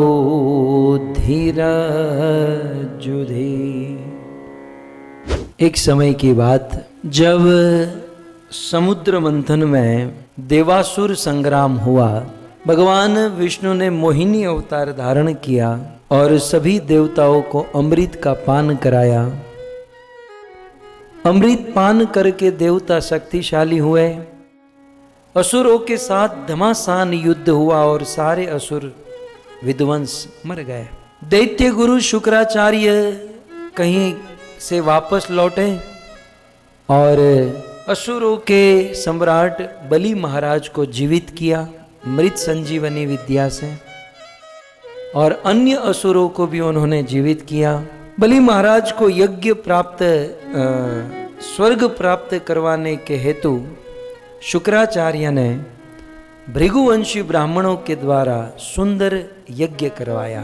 बलि महाराज बहुत सुंदर यज्ञ किए। यज्ञ से तपस्वी बने, प्रभावशाली बने। अग्नि देवता प्रसन्न प्रकट हुए, सुंदर रथ दिए, सुंदर अस्त्र शस्त्र प्रदान किए। स्वयं प्रहलाद महाराज प्रकट होकर विजय माला धारण कराए और बलि महाराज ने अपने पूरे सेना के साथ देवराज इंद्र पर चढ़ाई की। इंद्र भोगों में व्यस्त था, इंद्र को हरा दिया और पुनः असुर स्वर्ग के राजा बन गए। जब इंद्र को स्वर्ग खाली करना पड़ा, तब इंद्र दर दर भटकने लगे। इंद्र को रहने के लिए कोई स्थान नहीं मिला। अंत में अपनी मां अदिति के शरण में गए। अपने बेटे इंद्र के इस स्थिति को देखकर माता अदिति को बड़ा कष्ट हुआ। दुनिया में जब किसी व्यक्ति के जीवन में दुख आता है तो उनके दुख से अनेकों लोग दुखी होते हैं, लेकिन सबसे ज्यादा दुखी उनके माता पिता होते हैं। और माता पिता में भी माँ को सबसे ज्यादा कष्ट होता है। और इसीलिए तो मैं अक्सर कहता हूं ना, त्राजवे तोल तोलाय नहीं, त्राजवे तोल तोलाय नहीं, अने तातणे गाट घड़ा य नहीं, आखा ब्रह्मांड मां मुलवाय बधू, माना हैया ने मुलवाय नहीं, आखा ब्रह्मांड मां मुलवाय बधू पण माना हैया ने मुलवाय नहीं। इस दुनिया में सबका तोल मोल हो सकता है, लेकिन मां के हृदय को। देवराज इंद्र के दुख से दुखी होकर माता अदिति अपने पति कश्यप जी के पास गई, निवेदन किया। कश्यप जी धर्म संकट में, असुर भी उनके संतान, देवता भी उनके संतान, कश्यप जी करे तो क्या करे।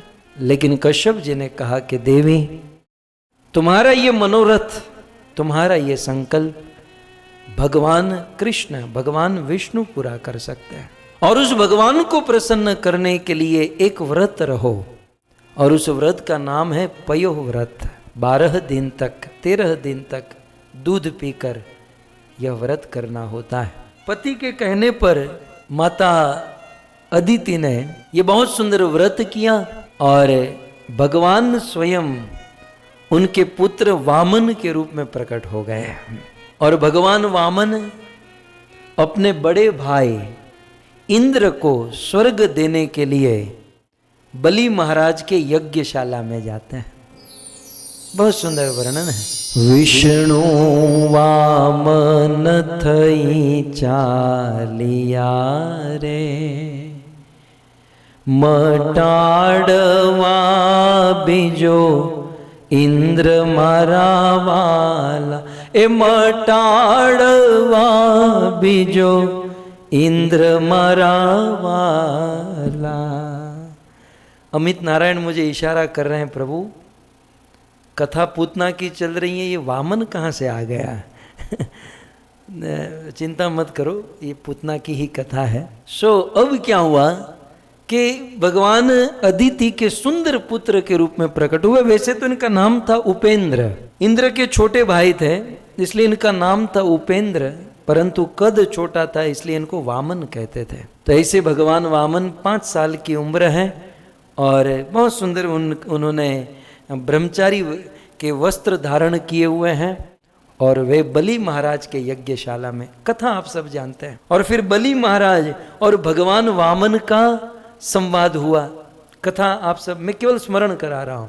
फिर शुक्राचार्य ने मना किया, तो बलि महाराज ने शुक्राचार्य को त्याग दिया, और भगवान वामन को 3 कदम भूमि चाहिए थी, उन्होंने 3 कदम भूमि प्रदान करने का संकल्प किया। अब यहां एक कथा पुराणों में, ब्रह्म वैवर्त और गर्ग संहिता जैसे ग्रंथों में एक कथा आती है जो कनेक्टेड है हमारे प्रसंग से। उस समय बलि महाराज तो भगवान वामन के ऊपर मोहित हो गए, पूरा राज्य मोहित हो गया।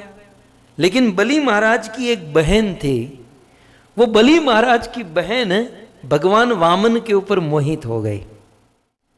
बलि महाराज की बहन, बलि महाराज असुर हैं तो उनकी बहन भी असुर ही होगी, तो बलि महाराज की बहन भगवान वामन के ऊपर मोहित हो गई। उनको कोई संतान नहीं था, इसलिए बलि महाराज की बहन का भगवान वामन के प्रति वात्सल्य भाव प्रकट हुआ, और उनके मन में ऐसी इच्छा हो गई कि मैं इनको मेरा स्तन, मेरा दूध पिलाऊं, मैं मेरे बेटे की तरह, एक बालक की तरह लालन करूं। मन में ये मनोरथ कर रही थी, संकल्प कर रही थी। एक और वो खड़ी थी, और दूसरी ओर बलि महाराज और भगवान वामन के बीच में डिस्कशन। फिर 3 पग भूमि, और फिर 2 कदम में ब्रह्मांड मापना, और तीसरा कदम बलि महाराज के मस्तक पर।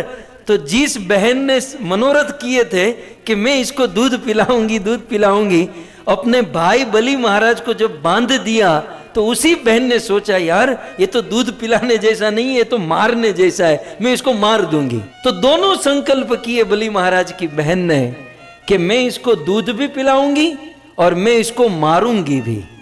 हैं? भगवान अपने भक्त के सभी संकल्प को पूर्ण करते हैं, और फिर वही बलि महाराज की बहन द्वापर युग में पूतना बनी और जो उनकी इच्छा अपूर्ण रह गई थी कि मैं कृष्ण को अपना दूध पिलाऊंगी, तो वह बलि महाराज की बहन इसी असुर कुल में पूतना बनी और कृष्ण को दूध पिलाने का सौभाग्य प्राप्त की। लेकिन बलि महाराज को बांधा हुआ देखकर इनके हृदय में कष्ट भी हुआ था, तो कष्ट के कारण भगवान से इनका वैर हो गया। तो ऐसी पूतना राक्षसी ब्रज में आ चुकी है और ब्रज में नंद बाबा के घर पर पहुंच चुकी हैं। श्री सुखदेव गोस्वामी कहते हैं कि विबुध्यताम बालक मारी का गृह, बालक को मारने के लिए ग्रह के समान। ग्रह कई बार, अब ग्रह की बात आई इसलिए थोड़ी सी एक बात बता दूं, कई बार लोग ग्रह को बहुत कोसते हैं, अपने हाथों में 9 ग्रह, ये ग्रह वो ग्रह, एक भी उंगली खाली नहीं होती है, सारे ग्रहों को हाथ में लेकर घूमता है बंदा। और कई बार ग्रह को गाली देते हैं, कोसते हैं। बेचारे ग्रहों का क्या दोष, ग्रह भी हमारे कर्म के अनुसार काम करते हैं। हमारे भाग्य में, हमारे कर्म में जो लिखा होता है उस कर्म के अनुसार ग्रह चलते हैं। ग्रह भी कोई स्वतंत्र सेपरेट नहीं है। यदि हम अच्छे कर्म करें तो ग्रह भी अच्छे हो जाए, तो ग्रह को ज़्यादा डिस्टर्ब करने की ज़रूरत नहीं है। नहीं तो फिर क्या होता है, हमारे वहाँ एक कहावत है कि एक आदमी गया पंडित जी के पास, बोले पंडित जी मेरे जीवन में बड़ी परेशानी है, बड़ा प्रॉब्लम है। पंडित जी ने कहा तुझे शनि नड़ रहा है। तो बोले पंडित जी शनि उतार दो। बोले 100 रुपया लगेगा। बोले पंडित जी क्षमा करो 100 रुपया नहीं है। पंडित जी ने कहा 10 रुपया दे दे, तेरे लिए जाप करूंगा, शनि की बुरी दृष्टि उतार दूंगा। बोले लेकिन पंडित जी 10 रुपया भी नहीं है। तो पंडित जी ने कहा एक काम कर 2 रुपया दे दे, मैं तू पहला बोनी हो रही है डिस्काउंट कर देता हूँ। 100 में से 2 रुपये में पंडित आया। लेकिन पंडित जी एक बात बताऊं, आपने काम बहुत अच्छा किया और आप बहुत अच्छे हृदय के हो, आप पर मुझे विश्वास है, लेकिन 2 रुपया भी मेरे पास नहीं है। पंडित जी ने कहा 50 पैसा दे दे, मैं तेरा पूरा काम खुद नहीं करूंगा लेकिन मेरे चेलों से करवा दूंगा। एक बात बताऊं पंडित जी, 50 पैसा भी नहीं है। पंडित ने कहा भाग यहां से, शनि तेरा क्या बिगाड़ेगा? जिसके पास 50 पैसे का वेत नहीं है उसका शनि क्या बिगाड़ेगा? तू शनि का कुछ मत बिगाड़ लेना। उस पंडित जी ने कहा शनि तो तेरा कुछ नहीं बिगाड़ेगा, लेकिन शनि यदि रास्ते में मिला तो तू शनि को परेशान मत करना। कहने का अर्थ यह है कि ये जो ग्रह है ना, ज़्यादा चिंता नहीं करनी चाहिए कि ये ग्रह की अंगूठी, वो ग्रह, ये ग्रह ग्रह ग्रह हाथ मिले हैं फ्री रखने के लिए यार। और अंगूठी पहने तो मौज से, कोई सोने की अंगूठी, कोई अच्छी अच्छी डायमंड वाली पहनो। ग्रह ग्रह की चिंता, ये ग्रह काम करते हैं हमारे कर्म के अनुसार। कर्म अच्छा करो तो ग्रह भी अच्छे हो जाएंगे। लेकिन यहां पर पूतना बालक मारी का गृह, बालक को मारने के लिए ग्रह के समान, और ताम विबुद्ध्य, ताम उस पूतना को विबुद्ध्य भगवान समझ गए। भगवान जान गए कि ये पूतना आई है अब मुझे मारने के लिए। और एक बात बता दूं, पूतना अपने स्तन पर कालकुट नाम का विष लगाकर आई थी कि दूध पिलाने के बहाने ये वो विष पिएगा। और उस विष के विषय में लिखा है उल्बणम, आगे वाले श्लोक में आएगा। उल्बणम माने उस विष की गंध मात्र से व्यक्ति मर सकता है, पीने की बात तो दूर रही। तो ऐसा विष पूतना अपने स्तन पर लगाकर आई थी। ताम विबुद्ध्य, उसे कृष्ण समझ गए। क्यों? तो कहते हैं चराचर आत्मा, क्योंकि कृष्ण चर और अचर की आत्मा है, सबके हृदय में रहते हैं, सबको बुद्धि देने वाले हैं। तो पूतना की भी बुद्धि कृष्ण के ही हाथों में। तो जब कृष्ण को पता चला कि ये मुझे मारने आ रही हैं, तो स निमीलित क्षण भगवान श्री कृष्ण ने अपनी आंखें बंद कर दी। हैं? सुनना है और आंखें क्यों बंद की? नहीं, फिर कभी सुनेंगे। लेकिन कृष्ण ने अपनी आंखें बंद कर दी, समझो। जब कृष्ण ने अपनी आंखें बंद कर दी तो अनंत आरोप्य अदंक अंतकम, उस भगवान श्री कृष्ण को पूतना ने अपने अंक में उठा लिया। लेकिन सुखदेव गोस्वामी कहते हैं कि पूतना जानती नहीं थी उसने किसको उठाया है। उसने अनंत को उठाया है। अनंत जिसका कभी अंत नहीं हो सकता, अनंत अनंत ब्रह्मांड जिसके गर्भ में पेट में है, ऐसे अनंत आरोप्य तद अंतकम, उस भगवान को, कृष्ण को अपने गोद में उठा लिया। क्या सोच करके? तो साधारण बालक है। देखिए शब्द बड़ा सुंदर, आस्वादन कीजिएगा। तीसरी लाइन में अनंत, अनंत को, अनंत कृष्ण को आरोप्य, उठा लिया। कैसे? गोद में, अपनी गोद में। तो जब गोद में उठाया तो लगा कि अरे यार ये तो 6 દિવસનો છોકરો કેટલા કિલોનો હોય? 3 किलो का। हाँ, तो ये तो 3 किलो का लड़का है। 3 किलो का लड़का, ये तो मेरा ब्रेकफास्ट है। मतलब ऐसा तोल रही थी, ये तो ब्रेकफास्ट है, ये तो तूने यूं करके यूं खा जाऊंगी। ये बस रोहिणी और यशोदा अंदर जाएगी तो बस ये 3 किलो के लड़के को खा जाऊंगी। तो अनंत आरोप्य अंकम, उस अनंत भगवान को अपने अंक में आरोप किया। लेकिन सुखदेव गोस्वामी कहते हैं कि वो कृष्ण दिखने में तो 3 किलो का बच्चा लग रहा था, 6 दिन का बालक और 3 किलो का बच्चा लग रहा था, लेकिन अंतकम, तीसरी लाइन का अंतिम शब्द अंतकम, लेकिन वो बालक नहीं, वो पूतना का अंत करने वाला था। वो पूतना का आज दी एंड करने वाला बालक, ये पूतना के जीवन में आज फुल स्टॉप लगाने वाला बालक। नहीं समझ पाई। कैसे नहीं समझ पाई? उस पूतना ने उस पालने में से कृष्ण को कैसे गोद में उठाया? तो सुखदेव गोस्वामी दृष्टांत देते हैं 4थी लाइन में, यथोरगम सुप्त बुद्धि रज्जुधि। यथा उरगम, उरगम माने सांप।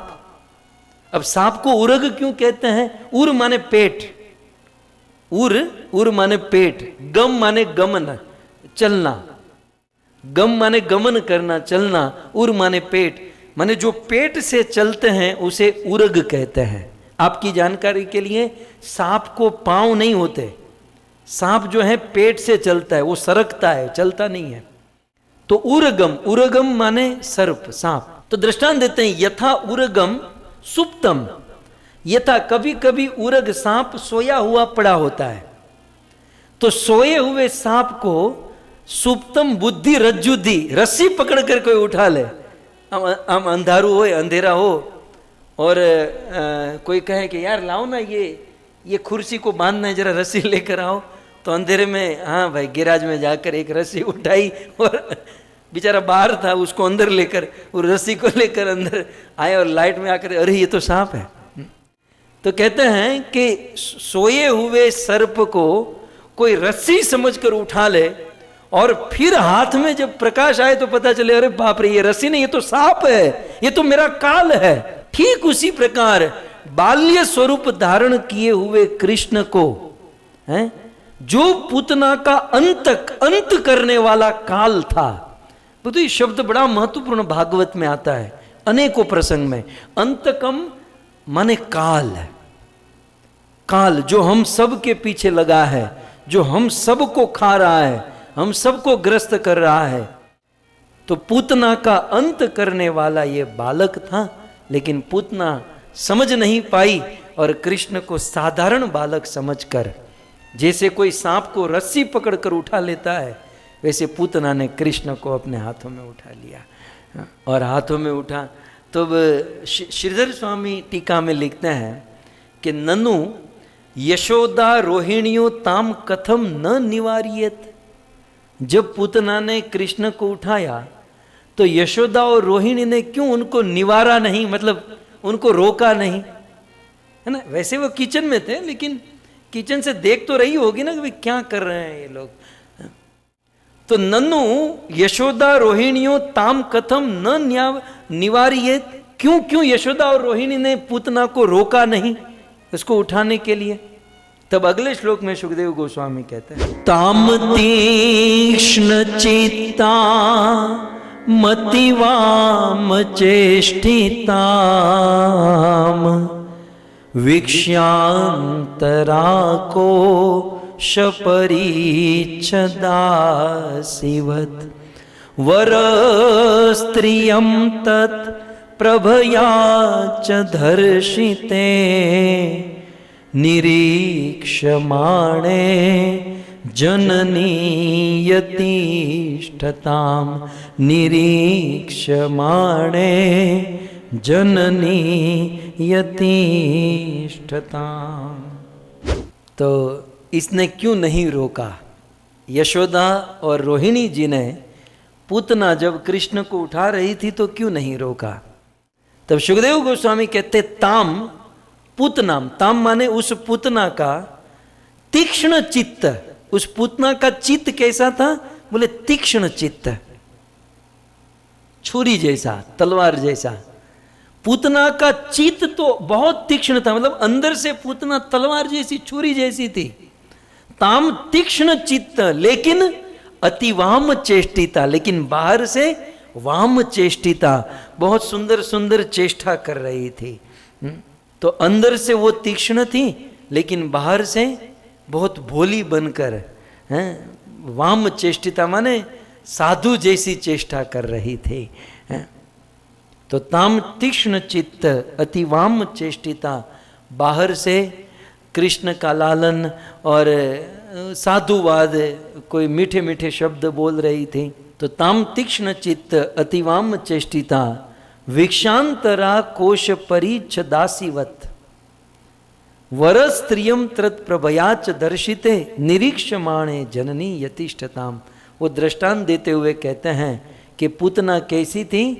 बोले म्यान में जो तलवार होती है ना, उस प्रकार से थी पूतना।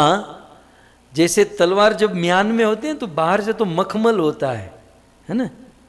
તમે લોકો લગ્ન કર્યા ત્યારે तलवार लेने लगन કર્યા था ना, तो एम होती बाहर से मखमल लगा होता है, बाहर से बहुत सुंदर डिजाइन होती है, और फिर ऐसे हाथ में रखकर, पता नहीं किसको मारने के लिए, लेकिन तलवार हाथ में होती है। अब नए जमाने में तलवार नहीं रखते, वो रामपुरी रखते हैं छोटी सी लेकिन रखते हैं। तो बाहर से जो है ना बहुत मखमल रेशम के कपड़े से आदि से होती है, लेकिन अंदर से तीक्ष्ण धार वाली होती है। तो वैसे ही पूतना बाहर से मखमल के समान अपनी चेष्टा कर रही थी, लेकिन अंदर से तीक्ष्ण चित्त वाली थी। और इसीलिए पूतना का जो आंतरिक प्रभाव था वो ढका हुआ था, पूतना का स्वभाव जो था वो ढका हुआ था। तो अब पूतना ने क्या किया?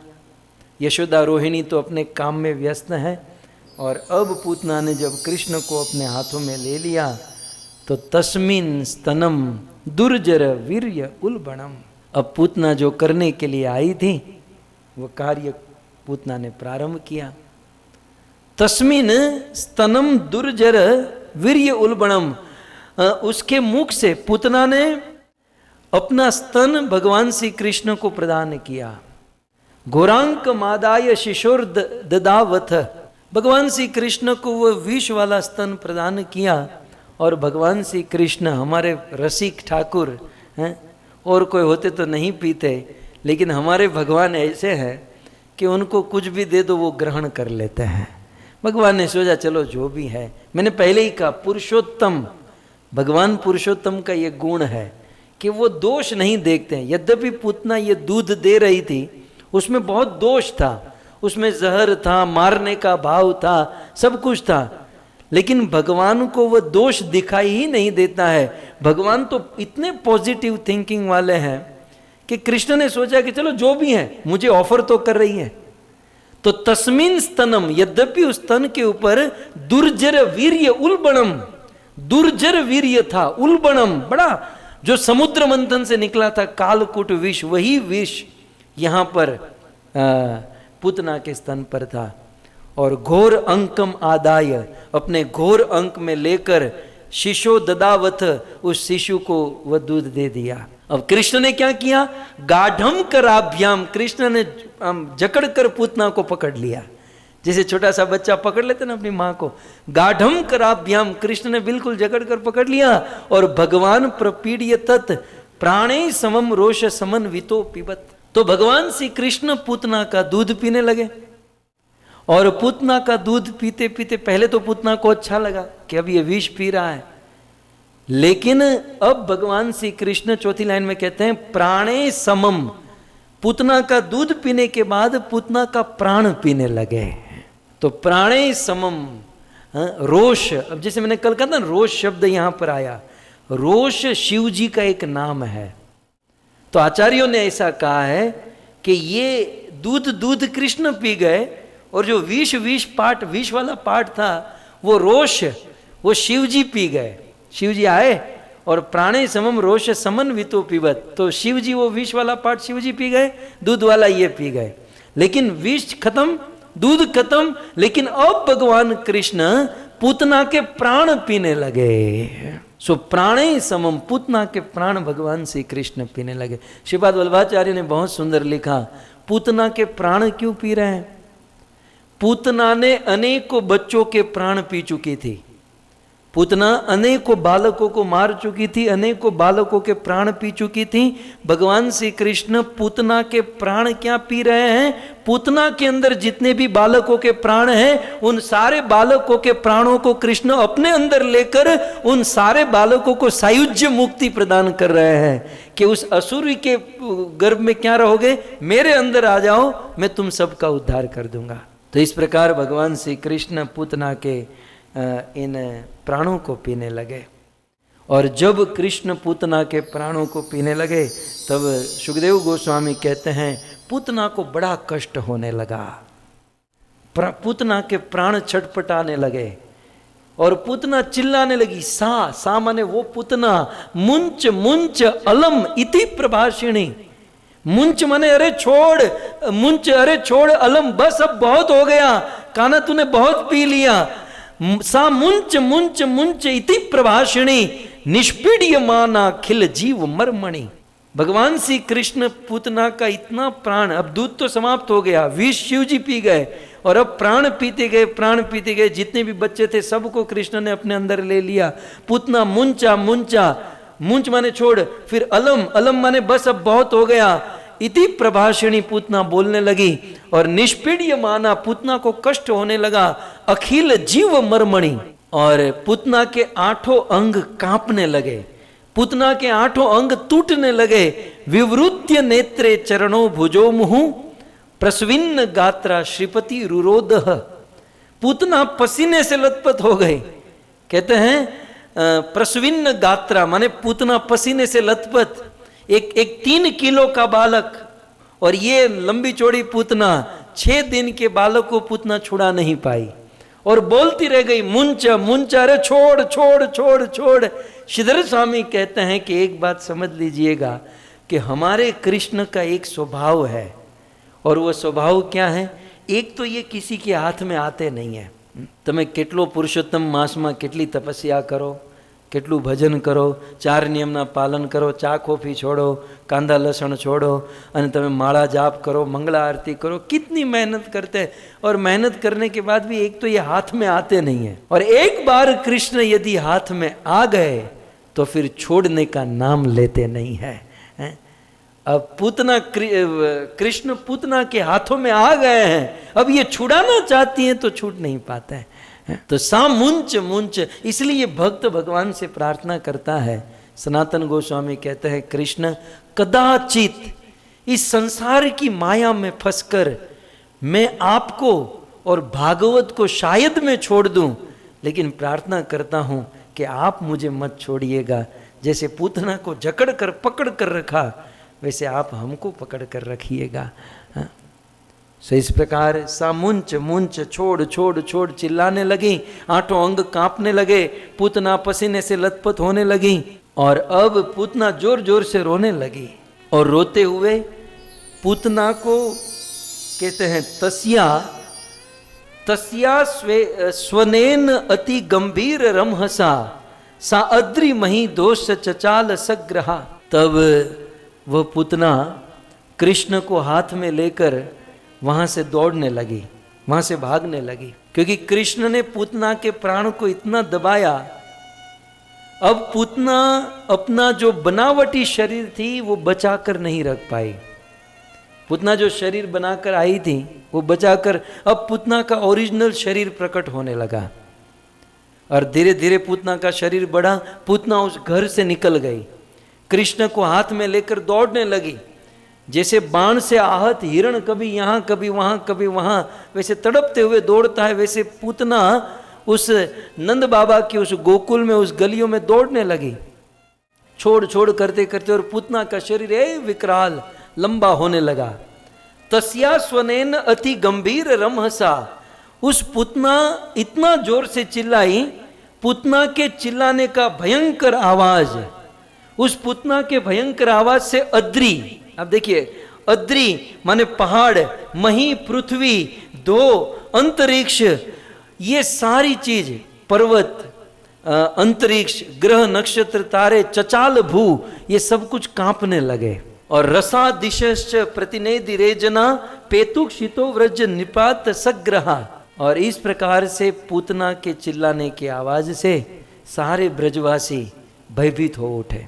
अब क्या हुआ, पूतना दौड़ रही है, अब भगवान श्री कृष्ण को अपना अंतिम प्रहार करना है, लेकिन 6 दिन के कृष्ण सोच रहे हैं कि अब पूतना मेरे पिताजी के खेत में गिरेगी तो मेरे बाप की फसल खराब हो जाएगी, हमारे बाजू वाले के खेत में गिरी तो उसकी फसल खराब होगी। अब कृष्ण ये भी सोच रहे हैं कि ये गिरनी भी चाहिए तो किसी एग्जैक्ट जगह पर जहां पर हम ब्रजवासियों की फसल खराब न हो। तो पूतना दौड़ते दौड़ते दौड़ते कंस के फार्म हाउस में पहुंची, जहां कंस बेफाम होकर रहता था। तो उसी ब्रज में कंस ने अपना एक फार्म बनाया था। पूतना कंस के फार्म में पहुंची। अब कृष्ण ने देखा कि अब जो भी नुकसान होगा कंस का होगा। तब भगवान श्री कृष्ण ने अंतिम प्रहार किया, और उस कृष्ण के अंतिम प्रहार से पूतना के प्राण ऐसे निकले जैसे आकाश से कोई पर्वत गिरता है, वैसे पूतना धरती के ऊपर गिरी और धरती हिल गई, आकाश डोल गया, ग्रह नक्षत्र तारे सब कुछ हिल गए। और ब्रजवासियों को ऐसा लगा, कहते हैं कि जना पेतु शीतो व्रज निपात तद्ग्रहा, ब्रजवासी को लगा कि ये असमय में कोई वज्रपात तो नहीं हो गया, असमय में कोई प्रलय का समय तो नहीं आ गया, आज भूकंप क्यों हो रहा है। सारे ब्रजवासी घर से बाहर निकले। सुखदेव जी कहते हैं निशाचरितम व्यथितास्तना व्यसुर व्यादाय केशांश चरणों भुजावपि प्रसार्य गोष्ठे निज रूप मास्थिता वज्राहतो वृत इवा पतन नृपन। आहा, निशाचरी, पूतना कौन थी, बोले निशाचरी। पूतना को निशाचरी कहते हैं। राक्षसी जो होती ना उसका दूसरा नाम है निशाचरी। निशा माने रात, चरी माने विचरण करने वाली। जो रात को विचरण करती है उसे या राक्षसी कहते हैं, निशाचरी कहते हैं। तो निशाचरी इत्थम व्यथिता स्तनाव्यसुर व्यादाय केशांश चरणों भुजावपी। और पूतना धरती पर गिर गई है, और उस धरती पर गिरे हुए पूतना का शरीर लगभग 18 किलोमीटर लंबा चौड़ा है। 18 किलोमीटर लंबा चौड़ा पूतना का शरीर है। केशांश चरणों, पूतना के केश बाल बिखर गए हैं, और भुजावपी, अपनी भुजाएं खुल गई हैं। और प्रसार्य गोष्ठे निज रूप मास्थिता वज्राहतो वृत इवा पतन नृपन। और पूतना उस ब्रज के उस धरती पर कैसे गिरी, तो कहते व्रज से आहत, वित्रासुर जैसे धरती पर गिरा था। वज्र से आहत होकर वृत वित्रासुर जैसे धरती पर गिरा, वैसे ही पूतना वहां पर धरती पर गिर गई। यह वित्रासुर को याद कराकर सुखदेव गोस्वामी महाराज परीक्षित को, देखिए एकदम लास्ट में चौथी लाइन के अंत में नृप, परीक्षित को संबोधन देते हैं, नृप राजन, हो गया ना, अब चिंता करने की जरूरत नहीं है। जैसे वित्रासुर गिरा था वैसे पूतना गिर गई है। और वित्रासुर गिरकर, वित्रासुर मरकर भगवान के धाम को प्राप्त किया था, वैसे पूतना भले मरी है लेकिन भगवान के धाम को प्राप्त की है।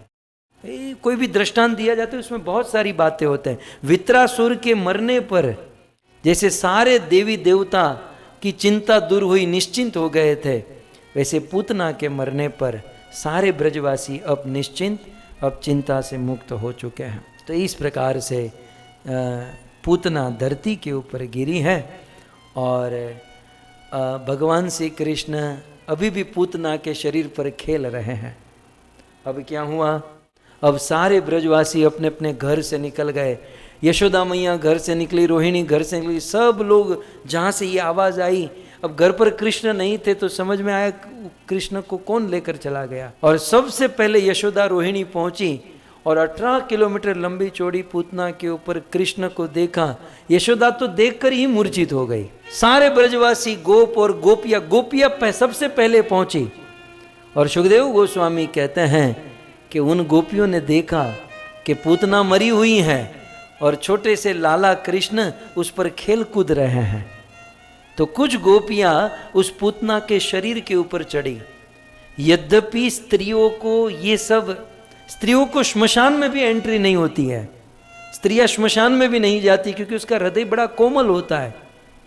लेकिन आज ब्रज की गोपियां कृष्ण को बचाने के लिए उस पूतना के शरीर के ऊपर चढ़कर कृष्ण को अपने हाथों में लेकर यशोदा के गोद में रखा। जब कृष्ण को अपने गोद में पाया तब माँ यशोदा की मूर्छा दूर हुई, होश में आई और अपने लाला को स्वस्थ देखा। तब यशोदा मैया ने कृष्ण की अनेक प्रकार से रक्षा की और यहाँ पर सारे ब्रजवासी पूतना को देखकर विस्मित हो गए। तो इस प्रकार से पूतना कथा आगे ऐसी आती है कि जब ये सारा वृतांत हुआ रात के समय, और फिर सुबह होते हुए नंद बाबा पहुंचे। नंद बाबा ने देखा कि इतना बड़ा पर्वत हमारे गांव में कैसे आ गया। अब 18 किलोमीटर लंबा चौड़ा तो पर्वत ही दिखाई देगा। नंद बाबा कुछ देर सोचे कि कहीं गलत एड्रेस पर तो नहीं आ गए, लेकिन सारे ब्रजवासी नंद बाबा के पास आए, सारा वृतांत सुनाया और अब कहा कि अब इसका क्या किया जाए। नंद बाबा ने कहा कि एक काम करो, 1000 फरसू लाओ। सहस्त्र फरसू कुल्हाड़ी लाई गई और पूतना के शरीर के छोटे छोटे टुकड़े किए गए और चिता बना बना कर पूतना के शरीर को जलाया गया। लेकिन सुखदेव गोस्वामी कहते हैं कि जब पूतना का शरीर जला तो उससे अगरू की सुगंध आने लगी। जैसे हम घर पर अगरबत्ती जलाते ना, उस अगरू की सुगंध पूतना के। आज कोई स्वस्थ मनुष्यों को भी जलाते हैं तो बदबू आती है, स्वस्थ मनुष्य आदमी को जलाने पर बदबू आती है, लेकिन पूतना के शरीर से अगरबत्ती की अगरू की सुगंध आने लगी। सुखदेव गोस्वामी कहते हैं कारण इतना ही था कि मेरे कृष्ण ने पूतना को टच कर लिया था, दैट्स ऑल। पूतना रुधिरासना, खून पीने वाली, मदिरा पीने वाली, मांस खाने वाली, सभी ओर से पापिनी डाकिनी राक्षसी थी। लेकिन एक काम बढ़िया हो गया कि अखिल ब्रह्मांड नायक भगवान कृष्ण ने पूतना को टच कर लिया तो पूतना भी पवित्र हो गई और उनके शरीर से अगरू की सुगंध आने लगी। तो इस प्रकार से भगवान श्री कृष्ण ने पूतना का उद्धार किया। और सार यही है कि भगवान श्री कृष्ण ने पूतना को मारा नहीं। कृष्ण ने सोचा कि जैसे तैसे पूतना आई है मेरे पास और मुझे दूध पिलाना चाहती है, पूतना को अपने धाम में गोलोक में अपनी माँ का स्थान प्रदान कर दिया। लेभे गतिम धात्री अहो बकीयम स्तनकाल कूटम जिंगासया पायत पिय साध्वी लेभे गतिम धात्री उचिताम ततोव्यम कम्वा दयालुम शरणम ब्रजेव। सुखदेव गोस्वामी भी इसी लीला को सुनकर तो मोहित हुए थे ना। सुखदेव जी तो ब्रह्मवादी थे, ब्रह्मानंद में फंस गए थे, ब्रह्म समाधि में बैठ गए थे। लेकिन कृष्ण ने पूतना का उद्धार किया जब सुना तो सुखदेव जी की समाधि टूट गई कि इससे बड़ा कृपालु, इससे बड़ा दयालु इस धरती पर कौन हो सकता है, मुझे इसके बारे में जानना है। तो ये है भगवान श्री कृष्ण की कृपा। सुखदेव गोस्वामी ने सिद्धांतों की जड़ी बरसा दी। बोले पूतना राक्षसी थी फिर भी कृष्ण को दूध पिलाई, कृष्ण ने पी लिया। हम मनुष्य होकर कृष्ण को भोग चढ़ाएंगे, कृष्ण क्यों ग्रहण नहीं करेंगे। पूतना ने कृष्ण को मारने के बहाने भोजन ऑफर किया, कृष्ण ने ले लिया। हम भाव से प्रेम से कृष्ण को ऑफर करेंगे तो क्यों नहीं लेंगे। पूतना कृष्ण के पास चल कर गई, कृष्ण ने उद्धार किया।